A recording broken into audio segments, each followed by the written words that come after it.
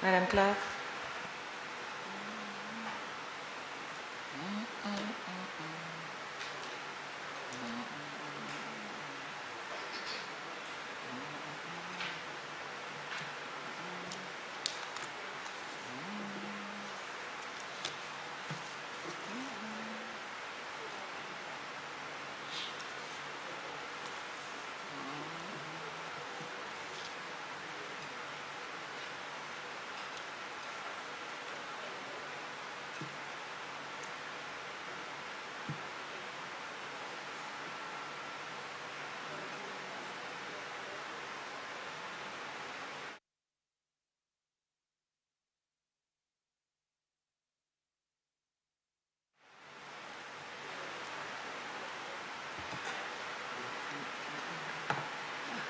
My understanding is that we have a new set of students from Corinth School, or is it the same set as this morning?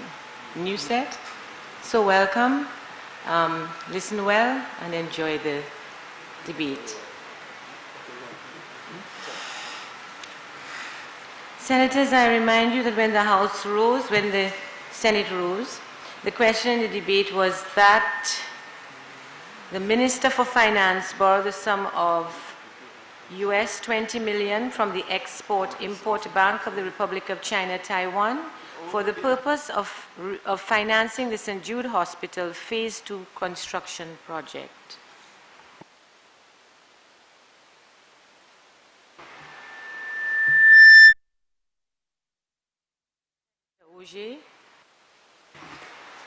Thank you, Madam President. Madam President, the matter at hand is an important one, and I would like to begin by commending Senator Gideon, who spoke immediately before me, for his balanced and mature statement on the matter at hand. I think that what I would describe as a national approach to the issue is one that is enlightened, and we should all perhaps heed his words. On the matter of the financial implications of the loan, Madam President, I think it is important for us and for the people of St. Lucia and the young citizens of St. Lucia, who we just welcomed to the House, to understand exactly what the financial implications of this proposal are, and to require that we are all properly apprised of the implications of this request. We have before us, for our consideration, the borrowing of $20 million US. At the current exchange rate, that is 54 million EC dollars. The terms are 1.5% above LIBOR, which is the London Interbank Offer Rate. It is the rate at which most favored banks borrow from each other in international financial markets. It's an excellent rate. The loan is pegged at 1.5% above that rate. It's not bad. The problem is that LIBOR fluctuates, and that introduces an uncertainty into your debt servicing program. So in fact, we do not know what the rate of interest will be. All we know is that it will be market driven. Right now, LIBOR is running at just under 1%. Interest rates are down because of the economic situation. They've taken a plunge, and so that is good for us. But if LIBOR were to increase by even 1 or 1.5%, we'd be looking at an entirely different situation. the interest on this loan would double easily, from approximately 2.5% to twice that. At the current rate, we'll be looking at about 2.5% interest on this loan. Interest for the first 5 years is going to amount to $6.75 million or more. That is interest only, based on LIBOR at 1% and the margin as expressed in the loan at 1.5%. For 5 years, we are not repaying any of the principal. So St. Lucia is going to be spending $6.75 million on interest only. There was a mention earlier of a revenue stream from which this debt could be serviced, but that revenue stream was not detailed in any way, nor does it appear to be an established revenue stream, but maybe one that might hopefully emerge. And so the question arises as to what provision have we made for paying $6.75 million of interest in the first 5 years of this loan. The question also arises as to whether we should not begin repayments of principal earlier than 5 years, because we'll be carrying the debt, we will have expended the money, and we will not be repaying any of the loan for 5 years, during which time interest is accruing. Interest over the remaining 15 years accounts to approximately $11 million. Now, the financial officers of the government may not agree with my math, but that is the region we are in terms of implications for the country. So the total interest during the first 5 years and the residual interest during the remaining 15 years, this is interest alone, is $17 million. So if you add that to the principal, which is $52 million, you are talking about a financial undertaking of $68+ million.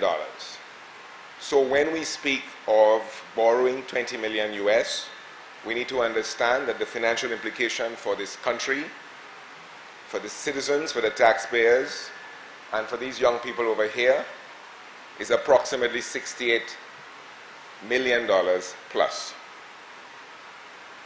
It is not clear on what balance the interest is calculated because that information is not given in the document, but it should, because when we declare interest to be paid at 1.5% over LIBOR, we should be saying whether it is due annually, monthly, semi-annually, how it is calculated, more precisely how it is calculated, and whether it's on the reducing balance or whether it's on the entire amount.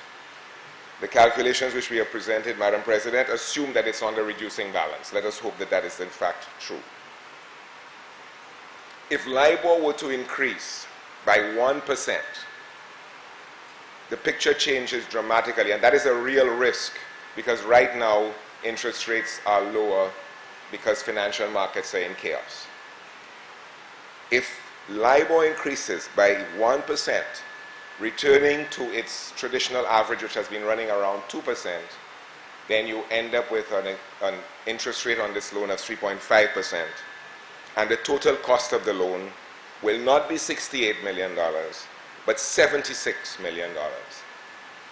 So that is the financial implication of the matter before us today. There is no explanation that has come before us today which suggests how this is being planned for. What revenue streams, what economic benefits, and healthcare being a social good, being a public good, it is difficult to see how the economy is going to generate that level of return to service the debt that we are contemplating.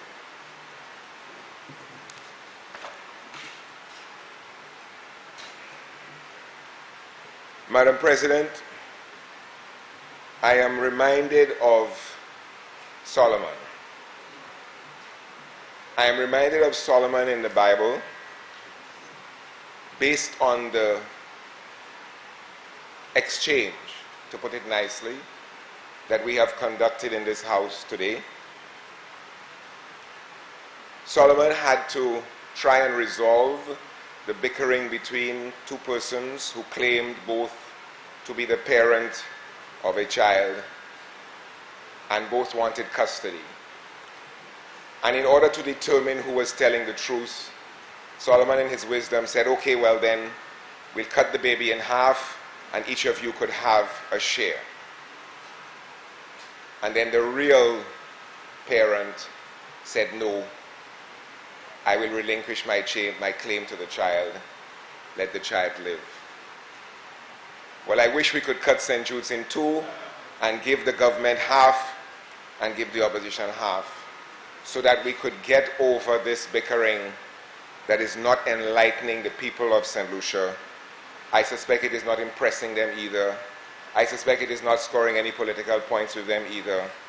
And it certainly is not impressing these young people over here who will have to bear the brunt of the repayment. We have been engaged, Madam President, in a 10-year scandal over St. Jude's. And the figures suggest upwards of $100, $150, $170 million has been spent on this project, and it is not near completion. And we are being asked to approve another $54 million. It even hurts to say it, which has a financial undertaking in excess of $78 million by the end of the life of the loan. Madam President, the people of St. Lucia have had enough of this project. We have had enough of this scandal. And this is akin, where the way the project has been presented today is akin to a man walking into a house and saying, honey, sign that. Sign that. We're borrowing money, sign that. People don't do that again. No husband in his right mind not doing that to his wife, and no wife in her right mind not doing that to her husband. You have to sit down. We have to say, we need a house. This is what we have agreed. We'll have so many bedrooms. We'll have a garage for your car and for mine. A stable for the donkey, if that's what we can afford. A fowl coop for the chickens, if that's where we're getting our eggs from. And the general good will then be served by that debate. And we can agree, okay, we're signing that, we're going forward. We know we have to do this, let us do it. Senator Gideon is correct when he makes reference to the pandemic which is at our shores, and the fact that we could have united in that cause to highlight the importance of adequate health care to our nation and not being at each other's throats, when we both know that we live in glass houses and should not be pelting stones at each other. Madam President, there is insufficient clarity in the paperwork before us regarding monies already spent, who, what, when, why, how, where. There is insufficient clarity in the public domain regarding what is actually on the ground, its inadequacies, its good points, and how we are intending to spend this money to fix whatever the short-term constraints are, so that we can give the people of St. Lucia a viable hospital, and we can return, as was said earlier, the stadium to its intended use, which is another set of money we're going to have to find incidentally, because it's in a deplorable state, as we all know. So, Madam President, we need to bring this debate to a point where we serve the people of St. Lucia by being extremely clear about what has been done without throwing stones at glass houses in which we live. What has been done, what is on the ground, what needs to be done, and how much it will cost, and thereby justify an additional financial implications of $50 million in the first instance and $70 million roughly over the life of the loan. There is insufficient clarity about what we are proposing to do now and how it is going to be achieved. There is insufficient clarity also as to how the sum of $20 million has been arrived at. And I think we owe it to both ourselves as members of the Senate and to the people of St. Lucia to say that we are going to raise this money to do X and Y and Z within a particular time frame, at the end of which we will have this result, this outcome, and this final cost. I have not seen that today. I believe that, Madam President, given the level of public uncertainty regarding this project, which has not been helped by the rhetoric flying across from party to party, it has not been helped. There is a lack of clarity in the public view of what is going on the ground. I don't want to get into all of the accusations because I will be joining that which I abhor. But we have to account to the generations of St. Lucia here and the generations of St. Lucia to come that we are entering into yet another financing of a project which has been 10 years plus in gestation. We cannot take the people of St. Lucia for granted, take the taxpayers of this country for granted, and refer to this as some trifling initiative.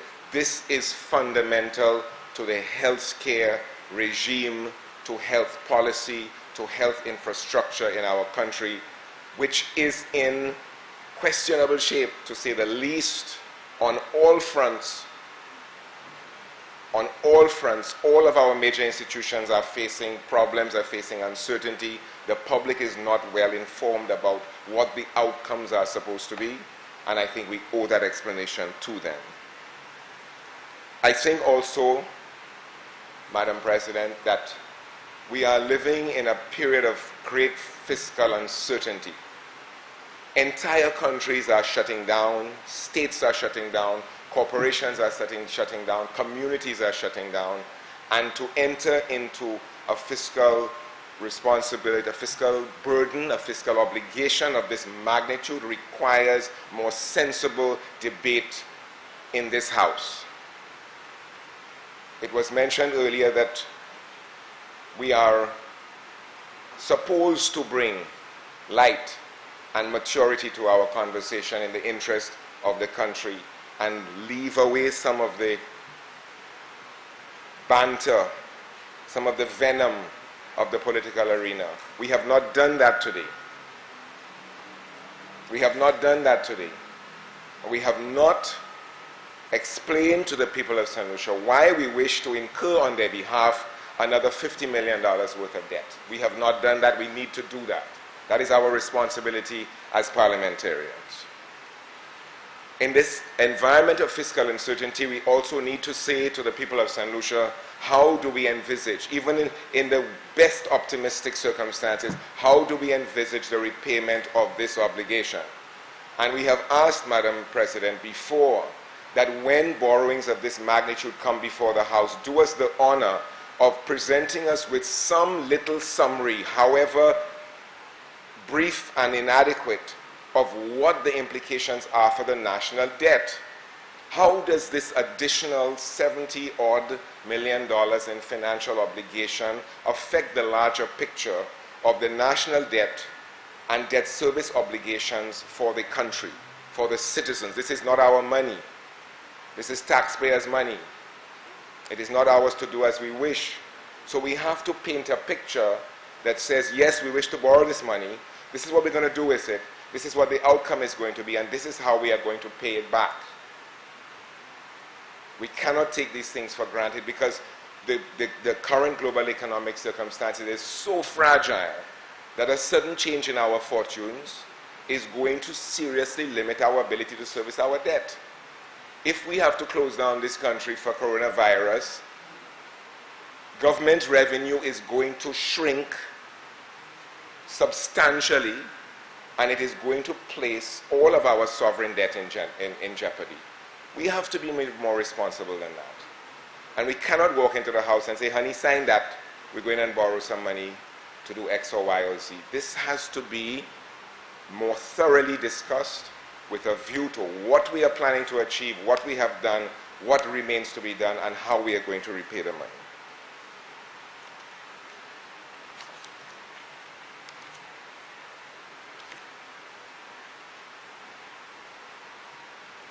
I believe also, Madam President, that some basic information should be given as to the distribution of that money.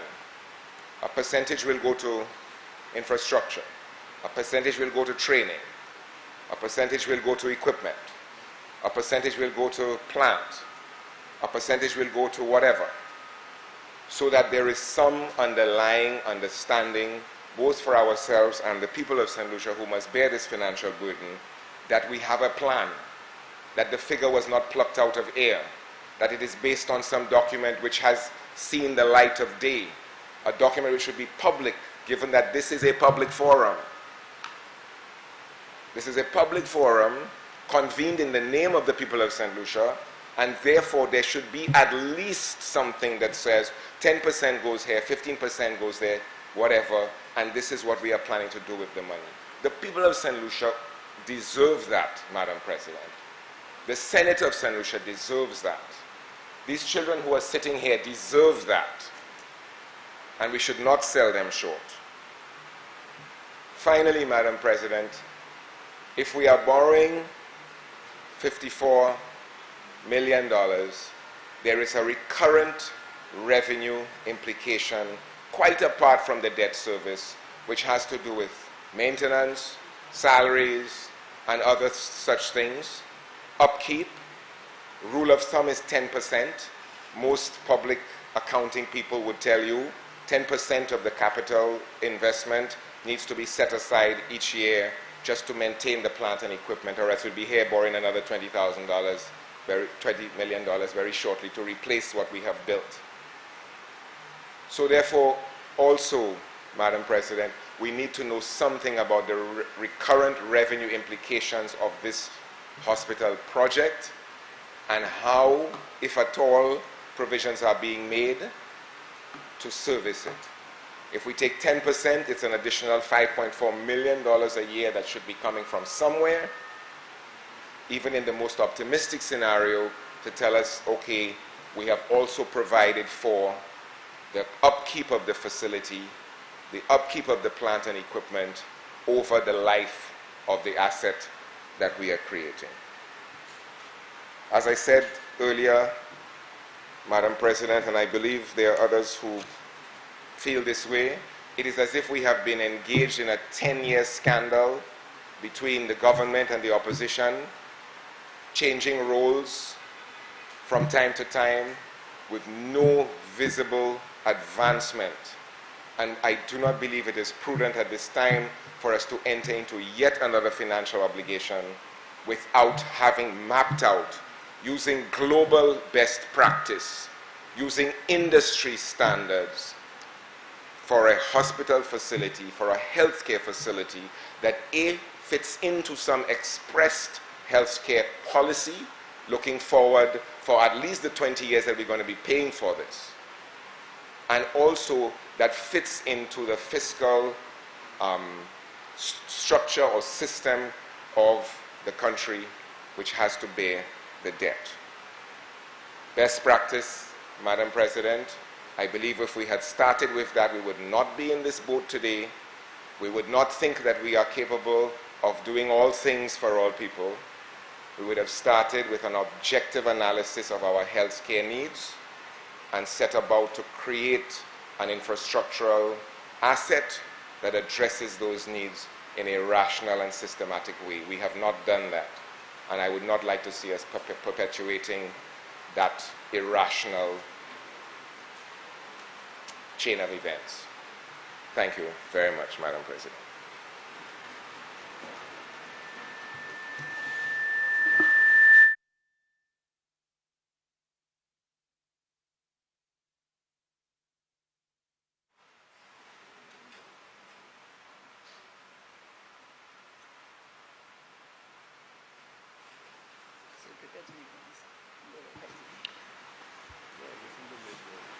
The Honorable Minister in the Ministry of Tourism, Information, Broadcasting, Culture and Creative Industries, responsible for culture and creative industries. Thank you, Madam President. Madam President, I rise to support the motion.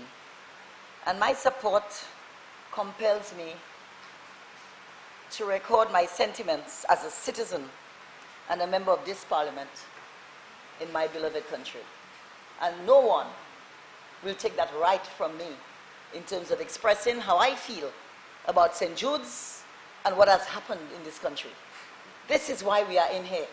And this is why we are given the opportunity to express the perspectives of the people, you understand, with respect to St. Jude's. And so no one will put any ceiling, except you, Madam President, you know, on the way I handle this subject this afternoon. But, Madam President, I listened to the emotionally charged presentation by the Leader of the Opposition. I listened to the eloquence of the independent senator, and I listened to the great account given by my colleague senator here with respect to the presentations.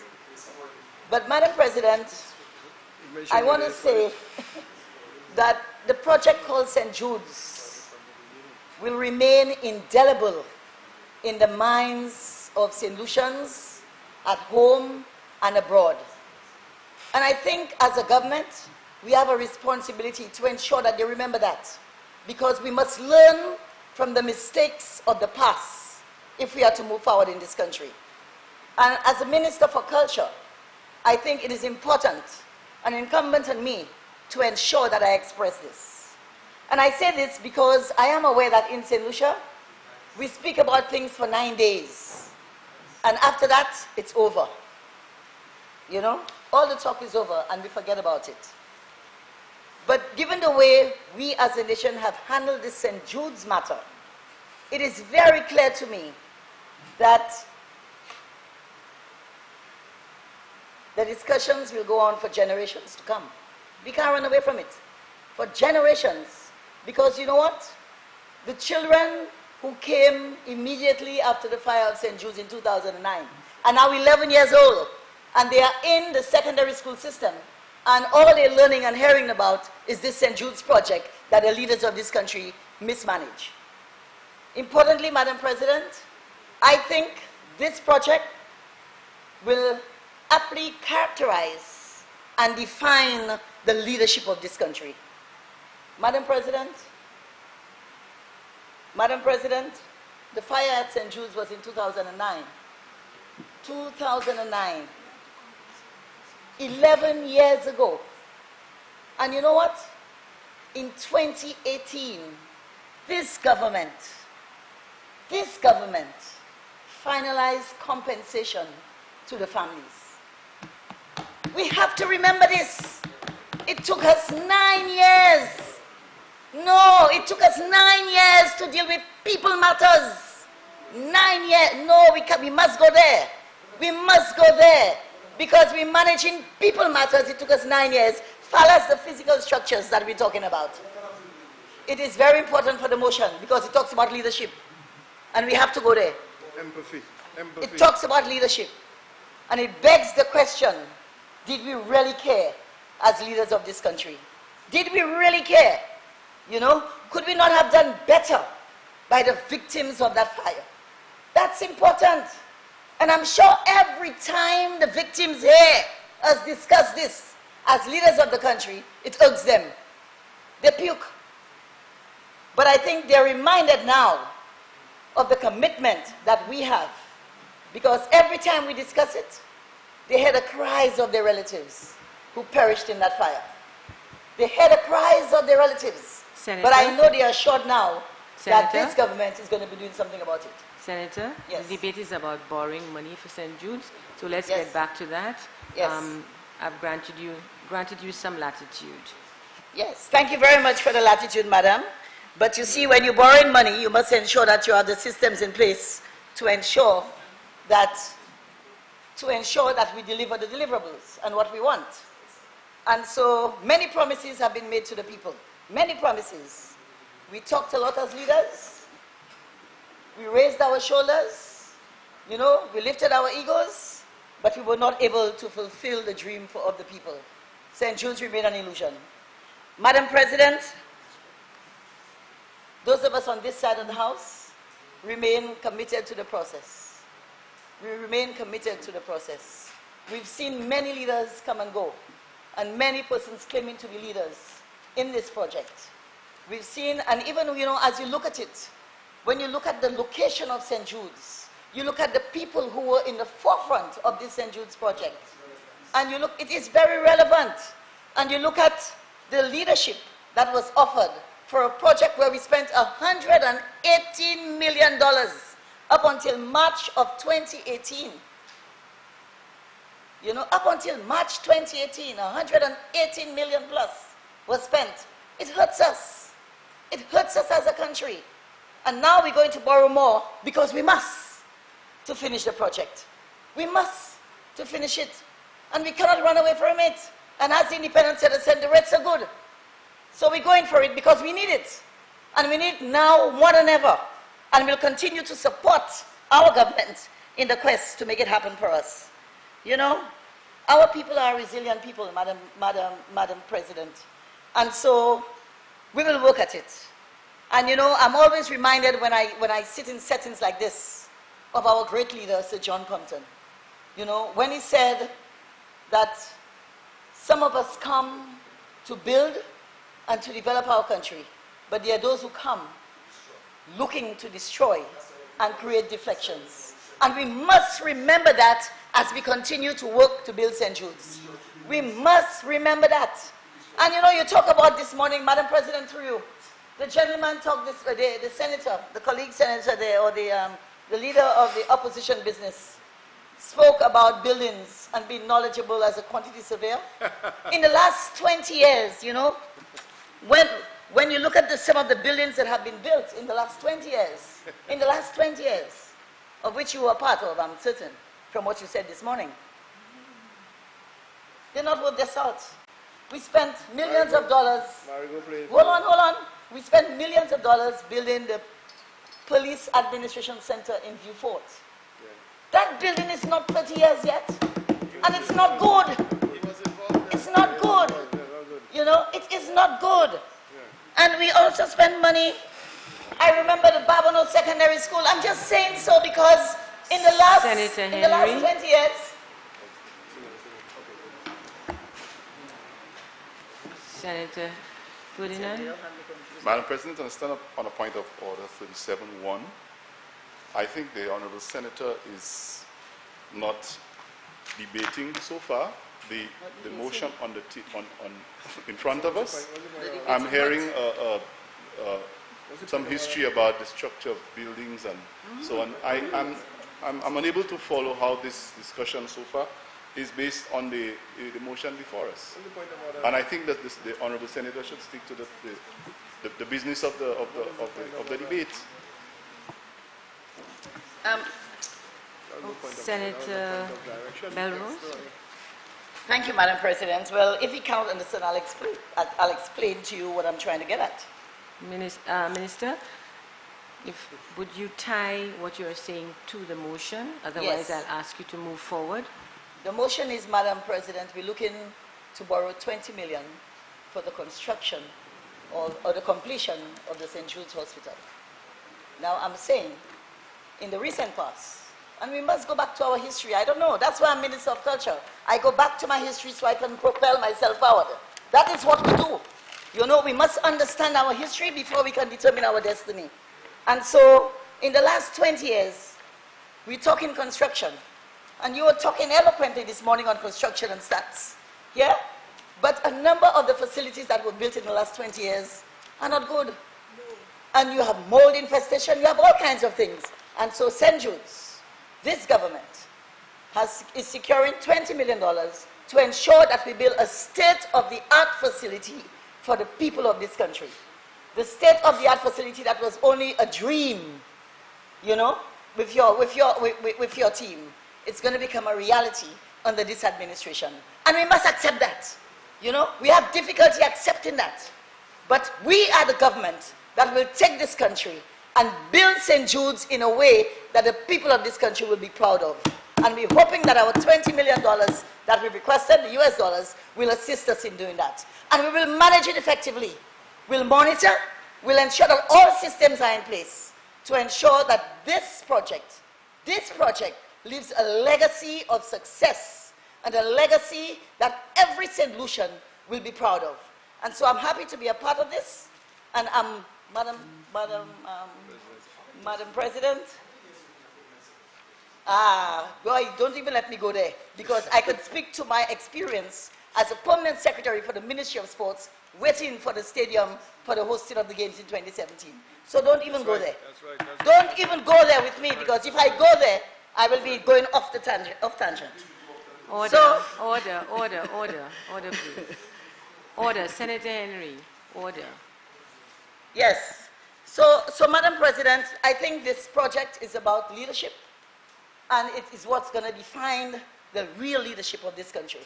And the United Workers' Party government is the government that delivers, continues to deliver. Delivery is in our DNA. We know how to do it. We built buildings since 1964 and they're still standing tall. You understand? Yes. You built buildings in 2001, 2002, and they're all in a mess today. And so we need to ensure that we get it right. This government is going to get it right. We are the builders of this country, and we will demonstrate to you that we can do it and effectively manage the $20 million that we're borrowing based on, you said $20 million, 68 million, 68 million you see when you add the interest rates, you know, for us. But our responsibility as a citizenry and as a team is to ensure that we deliver for our country. Don't take that away from us. This is a matter of leadership, and we will demonstrate to you how we will lead this project and make it happen. And that's the fear that is in you. Thank you very much, Madam Chair. I'm so sorry.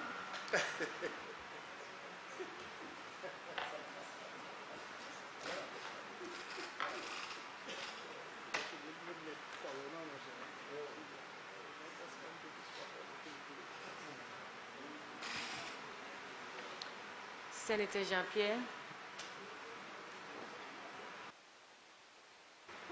Thank you, Madam President.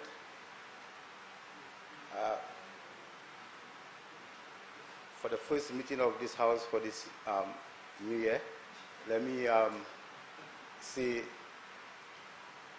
a Happy New Year to all my comrade senators. It would be remiss of me to not to give a contribution on St. Jude's Hospital, an institution which is dear to my heart, and like I've heard over and over, sometimes I wonder, why would the Labour Party even mention the word St. Jude's? Madam President, in 2009, unfortunately, I stayed home and I saw the St. Jude's fire. Immediately after the St. Jude's fire, my organization, Southern Taxi Association and Southern Taxi Company Limited, we came together and we made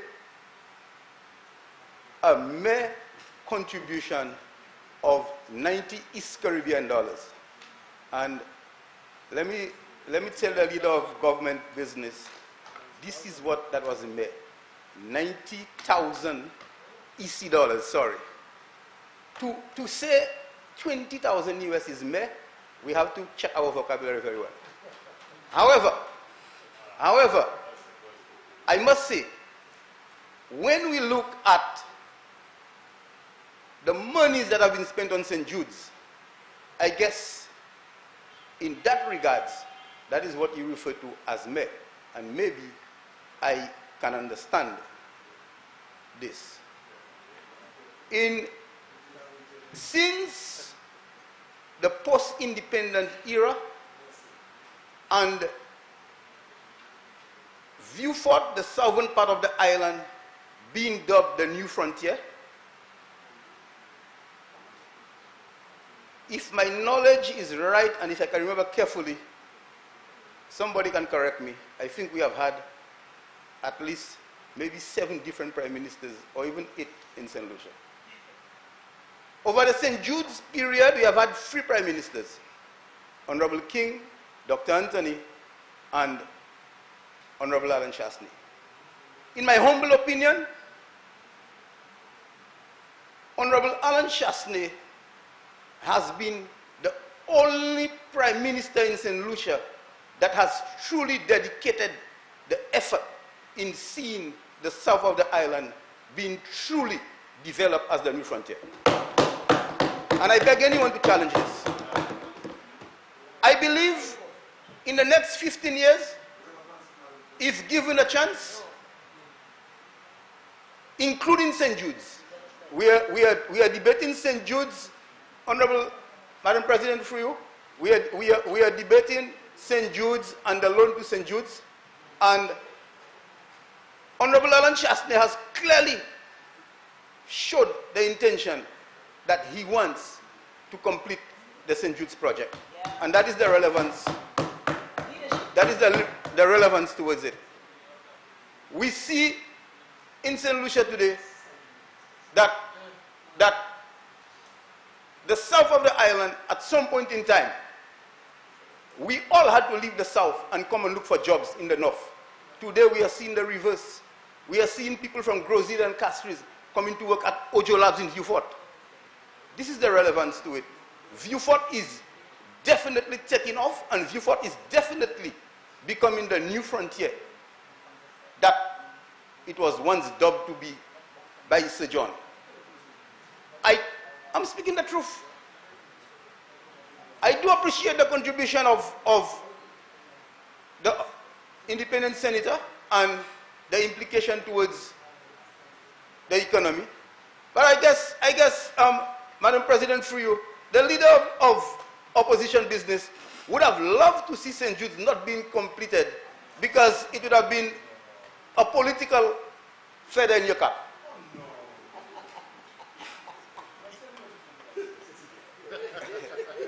However,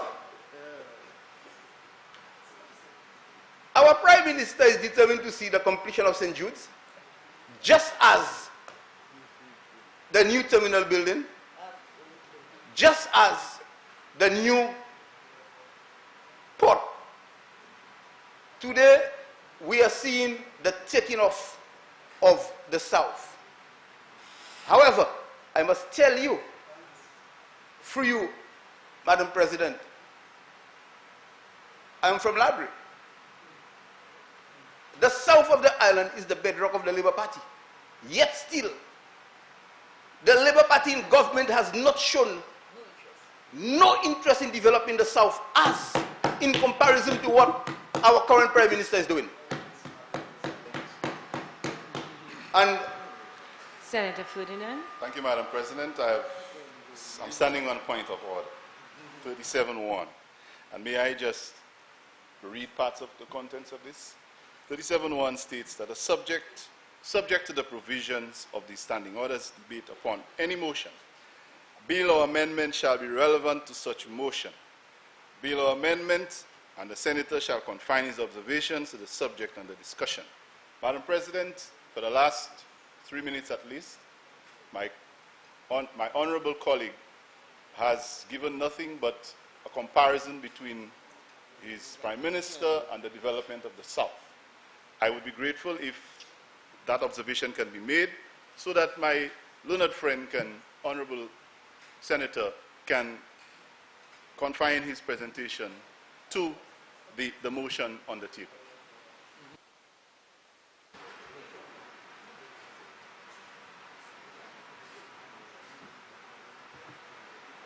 Senator Jean-Pierre, as long as you can tie development of the South to St. Jude as one of the areas of development and to the borrowing of money to continue in the development of St. Jude and therefore the development of the South, you may continue. If you can't, please desist and move back to the debate. Thank you, Madam President. Very well so. Madam President, I was born in an era where I first grew up as a fireman. Then I became associated with the service industry. Taxi driving is my profession. Madam President, we all know that a hospital is the most critical part of our development in any country. More so, the south of the island where we have an international airport. We are very lucky, very, very lucky in St. Lucia that ICAO, International Civil Aviation, has not drawn the attention to us not having a proper hospital in the south of the island. And this is why I stand in support of this motion and for the support of this $54 million, 20,000 US dollars for the completion of this project, and as well as moving forward, permit me the leave as the stadium come to mind to congratulate young Kimani Melius. Despite the fact that he performed below par based on our expectation, but he was still the leading run scorer for the West Indies in the recently concluded Under-19 World Cup. I must say heads off to Coach Alton Crafton for the great work that he's doing with the youth of this nation with regards to cricket. Permit me also to congratulate Coach Emmanuel Belas of UFOT for what he's doing in football likewise. Madam, I guess this is your field, so you are happy about the sports, but you don't do it otherwise. However, Madam President, I think we are in the brink of seeing our first medal. Unfortunately, as most of our speakers have mentioned today, I don't know if the coronavirus will allow us to go to Japan, but I am hoping, and I do believe, we will see a medal coming in the high jump field from Laverne Spencer. I also believe that young Juliana Alfred will, in the near future, bring joy to the hearts of St. Lucian. This is a young talent which we need to harness.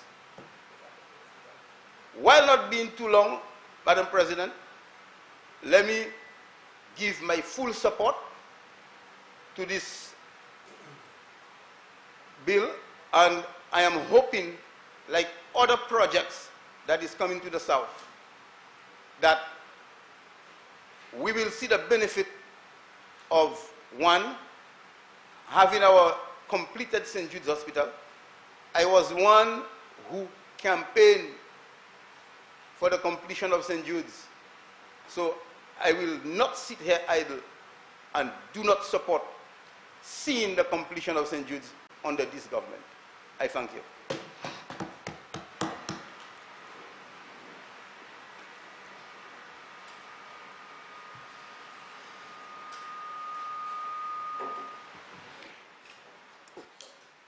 Senator Thomas Francis. Madam President, thank you so very much for your indulgence. Good afternoon, fellow senators. Good afternoon, students and teachers.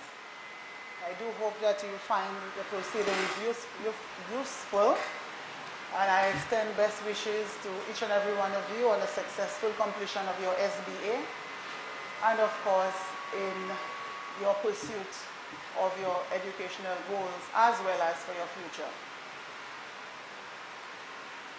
Madam President, I just would like to echo the sentiments expressed earlier on regarding the persons who were recently awarded with the Goodwill and National Brand Ambassadorship. I'd like to compliment them and congratulate them, as well as everyone who got awarded during the National Independence celebrations. We had the usual National Award ceremony. We had the Youth Award ceremony. I would like to compliment and congratulate all the awardees and to extend best wishes to them for continued success, as well as to thank them for their contribution to the country's development. Madam President, the sportsmen and women as well, we just heard a number of them named. These days we are having so many success stories, positive success stories from all our athletes. And I wish them continued success, and we're looking forward for others to follow suit and make St. Lucia proud. Madam President, while on success stories and positivity, I would like to state how proud I am of the consortium of indigenous banks who have taken the bold initiative, the bold step led by First National Bank to actually acquire the branches of Royal Bank in the region. Thank you. Madam President, I believe Sir Dwight must be smiling in his grave, because for years he advocated for consolidation of indigenous banks for the reason he cited as an overbanked OECS community. And that initiative is one that I know that would have made Sir Dwight exceedingly proud. So once again, I want to compliment and congratulate and thank the leaders of the consortium banks for being bold in taking such a fantastic initiative, and wish each and every one of them success in that huge undertaking. Madam President, in terms of coronavirus, members have spoken about the likely impact of that particular issue on our economy. Madam President, I have some nervous energy around this particular matter, this particular issue. This morning I woke up, and when I thought Jamaica was the last territory in the region to have a case of coronavirus, I heard Guyana had one, and then St. Vincent overnight had one. So it is very close for comfort when you hear about St. Vincent and you hear about passengers coming from the UK. We do have St. Lucians in the UK diaspora that travel to our shores very, very often. So, you know, that nervous energy, I think it's not unfounded. I believe, you know, there is merit in feeling nervous, but I do hope that St. Lucia is spared. I do hope that the Lord Almighty look down on us and bless us with safety and security in this particular context. Madam President, I do know that the government has done a tremendous amount of preparation to safeguard the nation in the event that we do have to face, you know, that particular menace.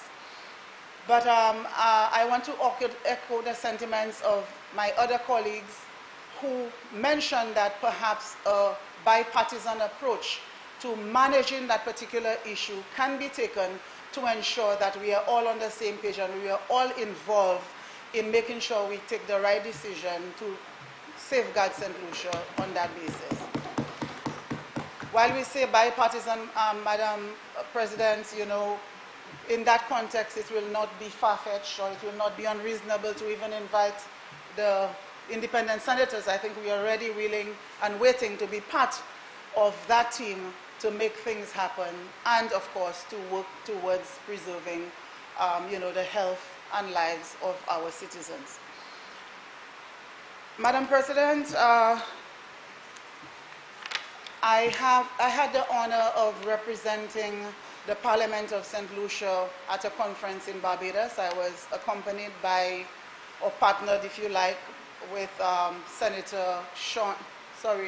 Honorable Sean Edwards, and of course the conference related to getting involved in giving input on the Beijing Declaration, which was established some 25 years ago and which on an annual basis is upgraded such that women's issues, women's rights, and women's empowerment is kept on the front burner in terms of the forum established by Beijing or through the Beijing Declaration and Platform for Action some 25 years ago. Each country is represented, and each country usually gives input, and that is the reason why St. Lucia had to attend. We did give input, and recommendations as it relates to the declaration that will be presented imminently will, of course, have St. Lucia's input therein. So, Madam President, I'd just like to state that the notes following that particular conference will be shared with the Library of Parliament, so members who wish to get more details regarding that particular forum can access that from the library. Madam President, also, if you permit me, just before I delve into the main matter of discussion, I would like to say that I was very, very heartened and happy to have been in attendance at the recent forum hosted by our Parliament in partnership with the Sisters for Change. And the theme was enhancing democracy through public and civil engagement in the legislative process. Madam President, you were in attendance, and I'm sure you will agree that the forum was very useful, very enlightening. It gave an opportunity to civil society members to share their concerns as to how we serve them in this honorable house. They had the opportunity to provide details as to what they would like us to do differently.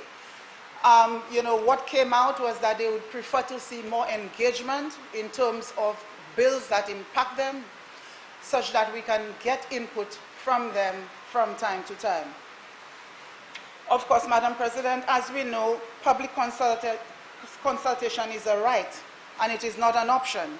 So as a Parliament, I believe we gave certain commitments to ensure that we engage better than what we are now doing. And in so doing, Madam President, I just want to perhaps repeat what you mentioned earlier on from the perspective of the way we treat with bills before the House, where we put them through all the stages, thus not giving adequate opportunity for debate, adequate opportunity for engaging the public with input on those bills. Senator, your report on your visit on behalf of the Parliament is appropriate. Otherwise, we need to stick to the motion at hand, and some of the sentiments expressed by you are rightly placed with the minister. That's why it's called statements by ministers. So I appreciate what you're saying. Please move to the motion at hand.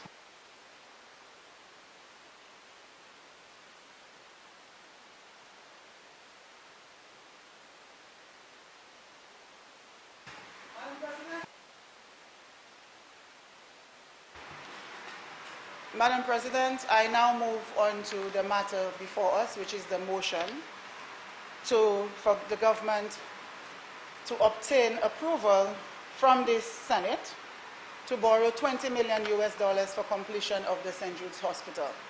Madam President, I don't want to rehash everything that has been said, because my fellow independent senators so eloquently and in detail highlighted the whole issue of the borrowing. He spoke about the ability to repay, and I echo his sentiments that we need to be comfortable that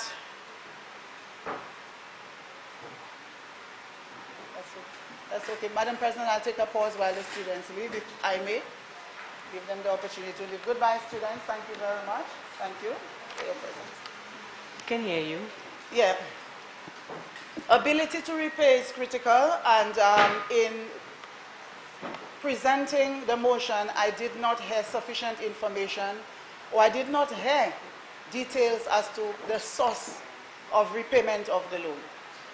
As fellow senator mentioned, in terms of pricing, you have a variable pricing there, and now we are benefiting from a low interest rate because LIBOR has dipped. However, down the road, we do not sure what the situation will be. So it would be comforting if we had an appreciation as to the source of funding, the capacity of government to service the loan. The concern I echo also is around the moratorium of 5 years for repayment of the loan. If we do have capacity to repay the loan, I believe it would be a prudent thing to start repayment of the loan sooner as opposed to paying interest for 5 years before we actually start meeting the amortized payments on these loans. Madam President, like I said, I do not want to rehash because I think the presentation was made eloquently earlier on. But Madam President, I just want to, before I ask some pertinent questions relative to St. Jude's Hospital reconstruction, I would like to state that there is a part in the Bible where it is said in Luke 14, verse 28, and I quote, "But don't begin until you count the cost. For who would begin construction of a building without first calculating the cost to see if there is enough money to finish it?" Unquote, Madam President. Madam President, this has been the story of St. Jude's Hospital project from the beginning. I believe the leader of government business, if I recall, mentioned, Madam President, that we do have DCA approval for the work that is now ongoing, or somebody mentioned that there's DCA approval. And if you didn't, I am sorry. But Madam President, I want to be comforted that in fact, we do have DCA approval. My understanding is that we have DCA approval for the foundation works, but not necessarily for the complete. Okay, well, if it is there, thank you very much for assuring me of that. Madam President, it is useful because while we have expended over $100 million on St. Jude's Hospital, we have not been told what value we actually have for that expenditure. What value do we have at the site to justify the over $100 million that we have expended? Madam President, the law requires that for such public building, the following must be submitted. And I just want the assurance that we have submitted all these to the DCA. Architectural drawings signed off by a locally registered architect. Structural drawings signed off by a locally registered engineer. Electrical drawings signed off by a locally registered engineer. Approval by the Ministry of Health, Environmental Health Section. Approval from the Fire Department. Approval from Solid Waste Department. Approval of Traffic Management Plan. Senator Yes, Francis, yes, Miss. Yes, please Madam tie it to President. the borrowing of $20 million for St. Jude. Madam President, the point I'm making here is we have expended over $100 million on a project.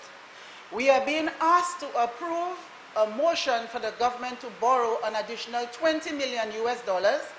And as we heard earlier on, it's not just borrowing $20 million, it's going to cost the country an additional $70 million.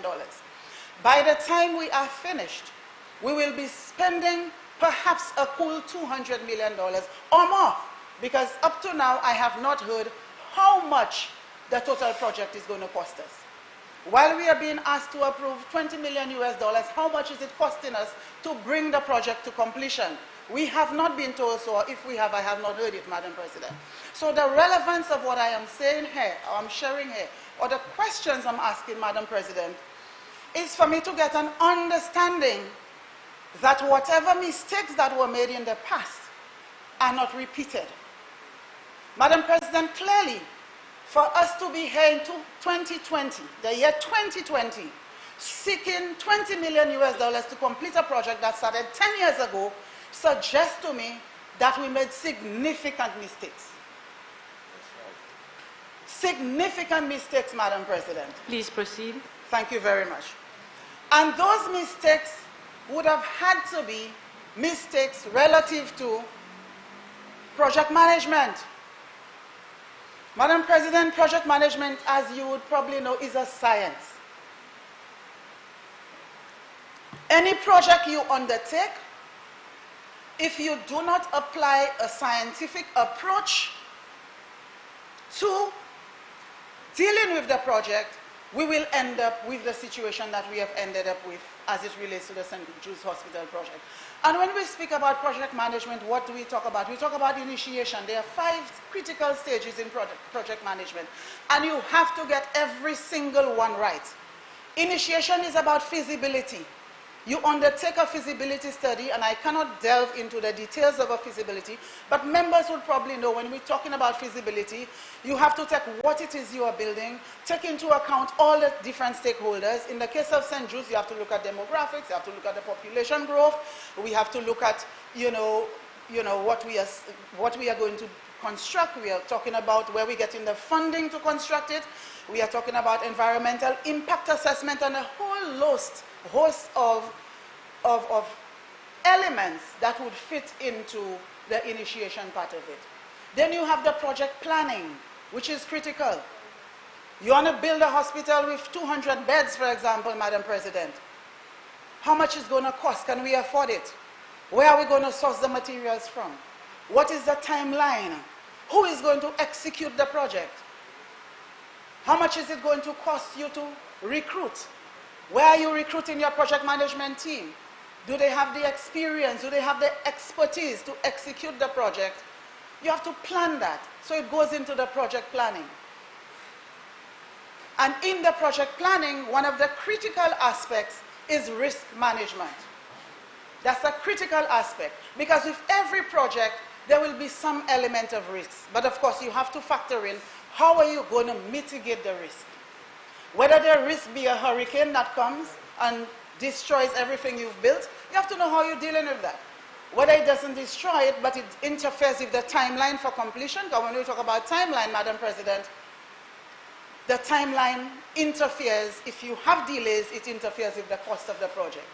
Where are you going to source materials? How much the materials will cost? Where's the cheapest place to source it from? What if? The risk, when we talk about risk deals with the what ifs.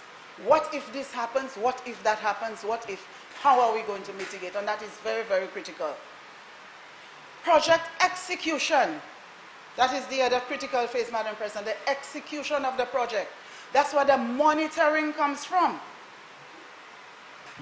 That is the critical aspect of monitoring the project, Madam President.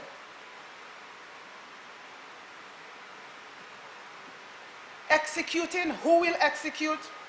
What are the deliverables? What are the timelines for delivering each phase?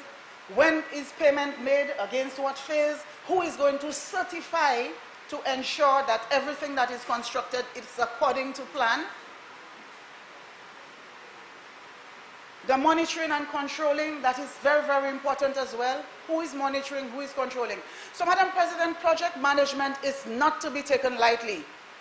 And like I said earlier on, the fiasco that the St. Jude's Hospital project has resulted in, from a cursory plus perspective, not even doing any in-depth analysis, Madam President, I can tell you, it's ineffective project management.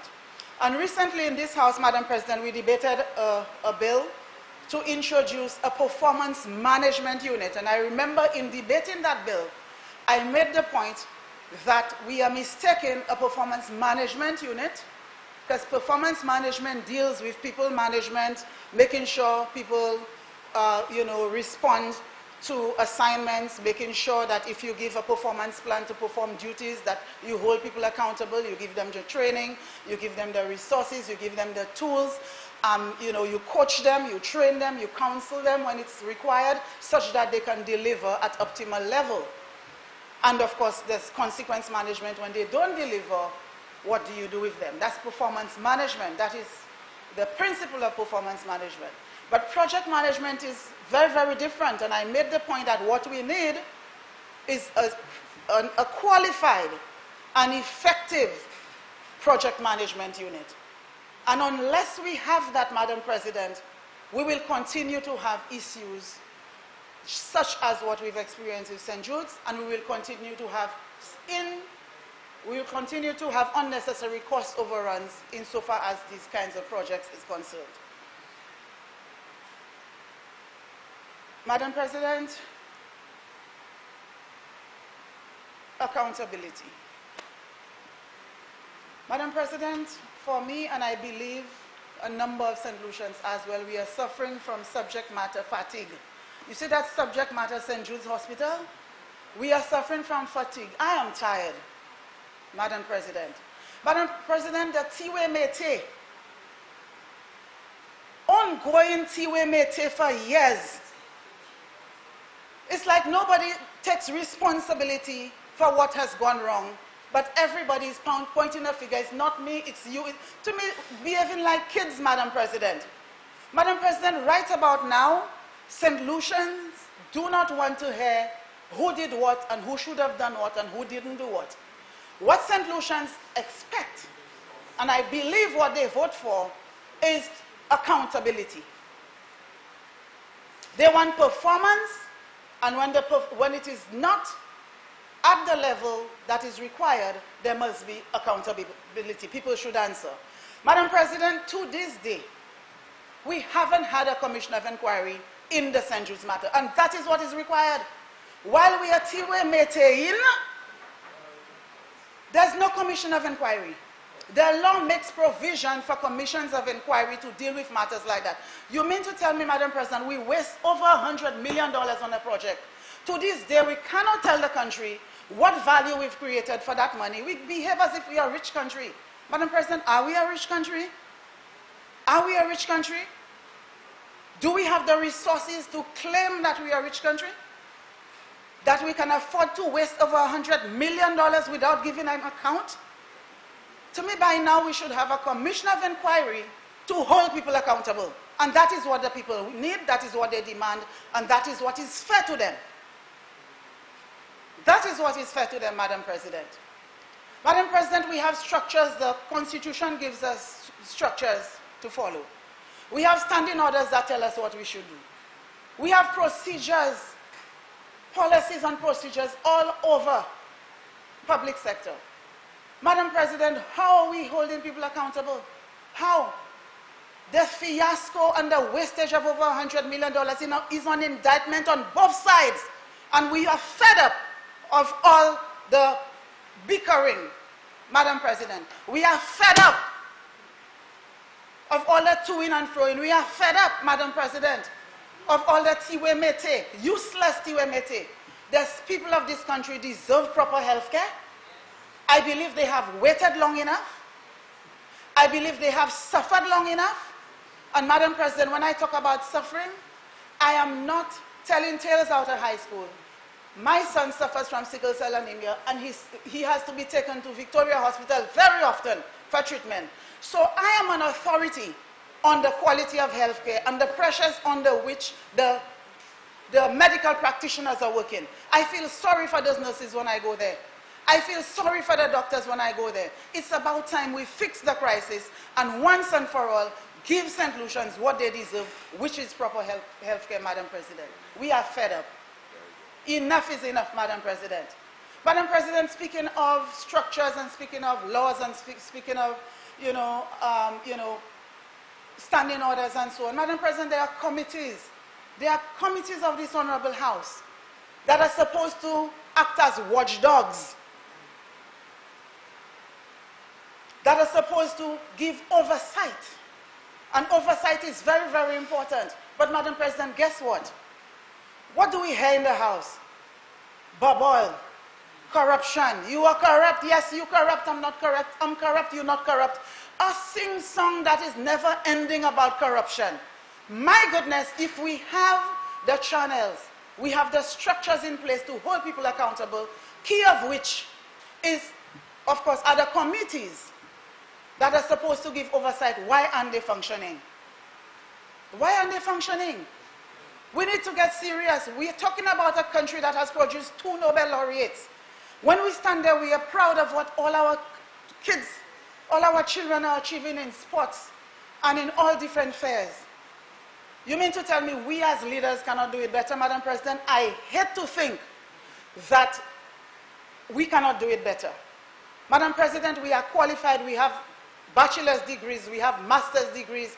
We have doctorates in the Parliament, and we've had several of them in the Parliament, Madam President. Madam President, don't tell me we cannot get it right.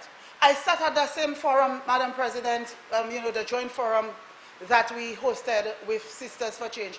And I sat there listening, Madam President, to how other parliaments conduct their affairs in the region. I was embarrassed, Madam President, to say the least. We were chastised as a parliament, to say the least, Madam President, and we committed to do better. So I do hope that we can do better, because I believe it is in the best interest of the people of St. Lucia for us to do better.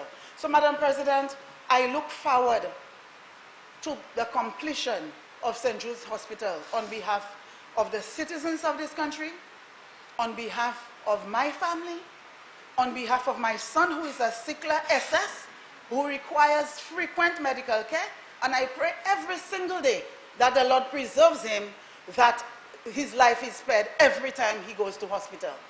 Recently, I met the Minister of Health in the hospital. She saw me there on a Sunday, attending to my son. She asked me, what was I doing at VH? I told her my son was admitted in a crisis, a serious crisis. That was a close call he had, and I had to be there round the clock to make sure that he got the support he needed. So I look forward, Madam President, to the completion of St. Jude's Hospital, which is long overdue, and I implore all parliamentarians to desist from the tiwemete and let us talk about what went wrong, what lessons we have learned from what went wrong, how we're going to apply those lessons going forward so we don't repeat the same mistake and get the job done on behalf of the people of St. Lucia. Because indeed, Madam President, that is why we were elected and selected to this honorable house. I thank you.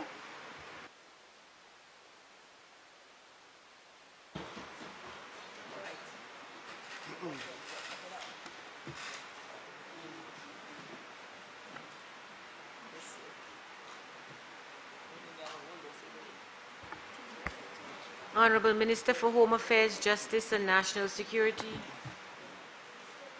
Thank you very much, Madam President. I really want to congratulate our two independent senators, Senator Francis for high-spirited contribution, and Senator Oje, who was extremely clear in his discourse as to the manner in which we should deal with the money that we are now asking to borrow. But, Madam President, I stand here to support the motion to borrow $20 million to complete the St. Jude's. I want to tell Senator Oje that as an independent senator, the posture that you have demonstrated today is the posture that... You're speaking to me. Not speaking to Senator Oje. Sorry, Madam President. I'm through you, Madam President. I just want to tell Senator Oje that the posture that he has assumed is what is expected of an independent senator. But to expect senators from the opposite teams to behave in that manner, I don't think you would actually see that. This is a very contentious issue, Madam President.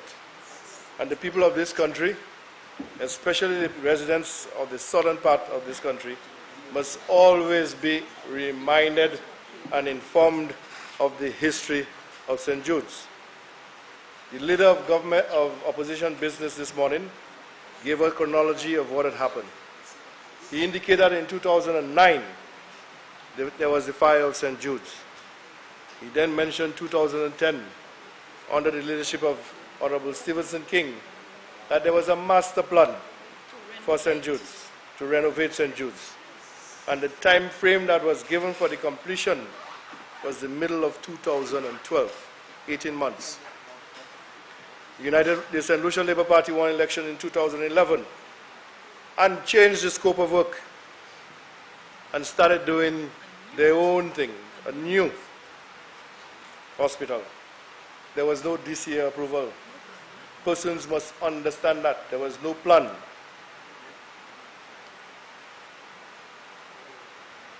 Senator Mangal, in his deliberations, indicated and showed a photo of what St. Jude's would look like.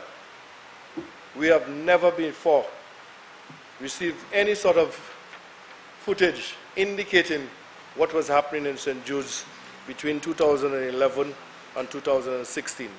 So at least we have an end in sight. We know what it is going to look like. And if we look at that photo, was highlighted there by Honorable the Senator Mangal, we saw a number of buildings all scattered all over the place. No connection, no connectivity. But this plan is showing that there is connectivity, and we are going to be making use of several of the buildings that were already completed. So we're not wasting money. We are doing what is necessary to make sure that the people of St. Lucia get the state-of-the-art facility. We then talk about who are the persons that are interested in seeing that St. Jude's is finished. Just before the last general elections, 2016, $10,000 was taken to have a symbolic opening of OKEU. $10,000. $200,000, I'm being corrected by leader of government business. You know what $200,000 could have done for St. Jude's? Just to name St. Jude's. OKEU, sorry. OKEU. No, I'm not here meeting. I'm giving the history, a chronology. Right? And then just before, again, the elections again, we had $10 million. And you would accept that, leader of government, opposition business, that there was $10 million US there from the bank, from Taiwan, that was available to be used for St. Jude's. It was not used. Instead, the leader of government at the time, Dr. Kenny Anthony, quickly went to build an administrative building, again bypassing St. Jude's. Where is the importance of St. Jude's? But there he went to go and have an administrative building, again, as usual, with no DCA approval.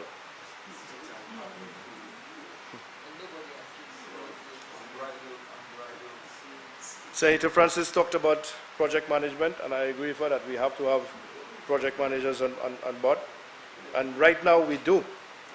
The Export-Import Bank of the Republic of China, Taiwan, okay, who are two subcontractor, has its main contractors on site, managing.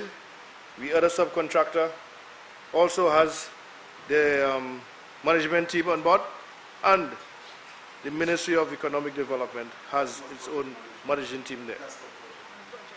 Well, I don't have the expertise that you have, but I am telling you that at least there is some form of surveillance and ability to know exactly what is happening on it. So, as my friend has just said, there's a consultant engineering on site. Okay, we have that. So I am assuring everyone in St. Lucia that with the due diligence that we are taking, that we will finish St. Jude's in the time frame that we have given. I also echo the sentiments of Senator Oje when he indicated that he wanted to see a little breakdown as to the monies and which way it is going to be paid and so on.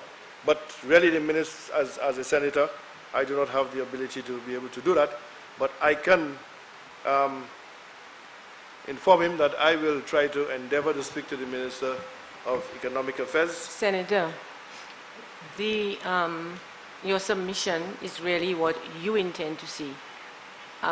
So you should not really reference each senator and what he has said. That is left for the... Yeah, sorry. Yes. Okay. But you can say everything you are saying without referencing them, then it becomes yours. Thank you very much, Madam President. But you see, I'm that sort of person. I like to give kudos when kudos are due. So I will withdraw and allow the leader of government business to do that. But we have a plan, and as my senator explained earlier, that we are workers. We are workers. But I've just mentioned the plan. Go to St. Jude's and see. That if you go to St. Jude's right now, you will see Right. that we have put in the concrete works, we have started the steel, and we have this year approval for that. That is the plan. And we said because of the exigencies of the thing, that we are going to be giving it in phases, and at every phase you are going to get what is necessary. I can promise that the people of the South, that this government is going to finish St. Jude's as we promised, and that they need not fear that this facility will be completed as things. So I stand again in solidarity, and that we make sure that we get this loan of $20 million to finish St. Jude's. Thank you.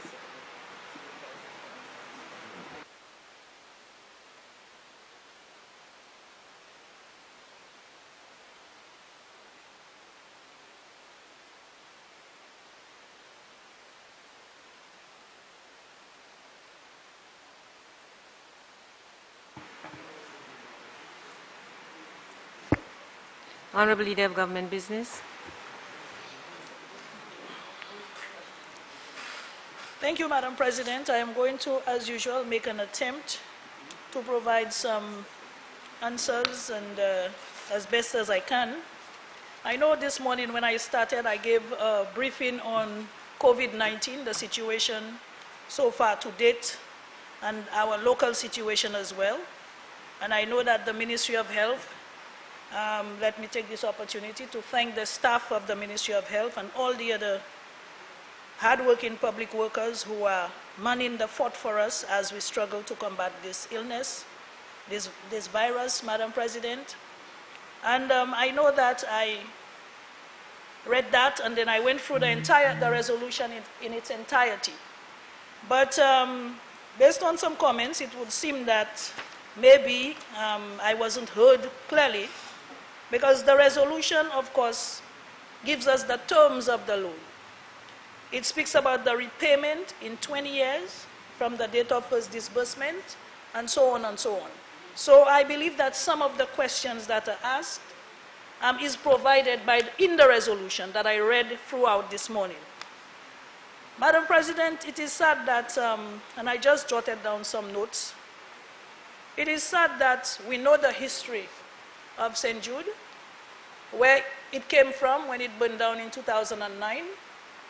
The then United Workers' Party administration was looking at renovating the hospital, because that would have been the quicker thing to do at the time, because the entire hospital did not burn down.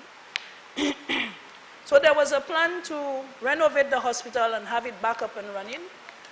And I believe I saw invitations going out to people. I believe it was for December of 2011, to come to inviting them to a ceremony reopening the hospital. That is how swiftly and quickly the United Workers' Party administration had started renovating the hospital and was trying to get it back on track. So in 2011, the very same year, we lost the election, and of course the Labour Party came into office, scrapped that plan, and we've heard it over and over inside of this house. And this is why this morning I started by saying, let us move on. You know, I did not intend for anybody to think that I was taking this resolution lightly. It is extremely important to us here in St. Lucia for us to complete the St. Jude Hospital.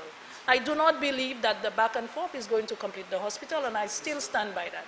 However, I believe that we need to remember the history, because this seems to be what people want. So, Madam President, I'm saying, if we had continued with the plan of the United Workers' Party, the St. Jude Hospital would have been renovated, and maybe now we would have been looking at building a new hospital, because maybe by then it would have been outdated. By now it would have been outdated. But then the hospital construction gurus came, and they decided to break it down and build a new hospital. Of course, I'm sure everybody was elated to know they were going to get a new hospital. But 5 years they're out of office, and the hospital was only, well, people say about 50% complete, but from what I saw, it was not even suitable for purpose. So how can you say it was 50% complete? I don't know. But anyway, about half of the money that was allocated for that was gone. So I suppose based on that, one could say that it was 50% complete. And Madam President, I have the St. Jude Reconstruction Project handover report for the period ending 14th August 2016, and we can make that a document of the House. And Madam President, this outlines everything up to and including 2016, 2017. And of course, we've heard in this honorable House that $98 million, a little over $98 million had been spent on the St. Jude Hospital reconstruction project. And that includes some of it that was spent within 2016-27 by the United Workers' Party, by this administration. So we are moving on, Madam President. We had to do an assessment, because obviously when we got in there and realized that the structure is not suitable for purpose, we had to, of course, rethink the entire construction of that structure, of that hospital. And this is what has taken time, Madam President, and of course, out of that came the report, came the other report, the final report of the technical audit of the reconstruction project. And that can be made a document of the House, but I do not know that it will make much difference, because the senator opposite was already reading from one of those two reports this morning. I cannot tell which one. And he was arguing that it had been made a document of the House. So, for the benefit of this House, Madam President, I can make it available and to submit it as a document of the House. Madam President, so this is it to this day. $98,000 down the tube, $98 million down the tubes, and we are now looking at how best we can complete this hospital. So we started the new wing. Some people say it's a new hospital. And we are here today with this resolution asking for $20 million US to complete the project. When we came into office in 2016, Madam President, well, this letter came out on March 30th, 2016, and my fellow senator has referenced it before, and I believe he made it a document of the House, and it was circulated. This document, Madam President, is saying the project cost, that is March 30th, 2016, is $178.7 million. So if $98 million had been spent, and we are now requesting $54 million EC, and according to Senator Ogier, he's saying that plus interest is going to come up to close to $70 million.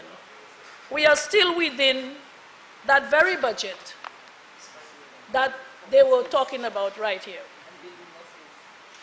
And of course, we are closer to completing the project than it ever was before. We have already established that this is a project that is badly needed. We have to construct a hospital in the South. The hospital is already on its way, being constructed, and we need additional funds to complete construction of that hospital. We have heard all the reasons, all the justifications right here in this Senate today why we need this hospital in the South. Senator Henry, we need to use parliamentary language. Proceed. So I am again trying to attempt to answer as many questions as I can, because I know Senator Ogier made very valid points about the interest rate and so on and so forth. And of course, we are going to make the documents that the breakdown that you are asking for. We will attempt to get this for you, and we'll make that available to you. I have heard about containers of material when we came back into office. And Madam President, I personally visited the site. I personally had them open some of these containers. Madam President, there were containers of mattresses in the mud, soaked with water and everything else, and you couldn't do anything with these things. These things had been sitting there for so long. To this day, some of them are still there. And you know, we hear all this talk about containers of materials and things, asbestos, well, not asbestos, but drywall. And it really was sad to see all this material. And this is the first few months when we came into office. We went on site and took a look, and there are still the pictures. This is what is on Facebook, Madam President. Myself with the hard hat, the blue shirt, walking through that catastrophe that they called the St. Jude's reconstruction project at the time. And it was very sad to see all the materials that went to waste, Madam President. Madam President, I'll be guided by, again, your guidance, since you've made earlier on your ruling on how do we stand on a point of order, but I'm really standing on a point of order to make the point as it relates to the containers. It was, Madam President. What's your point of order?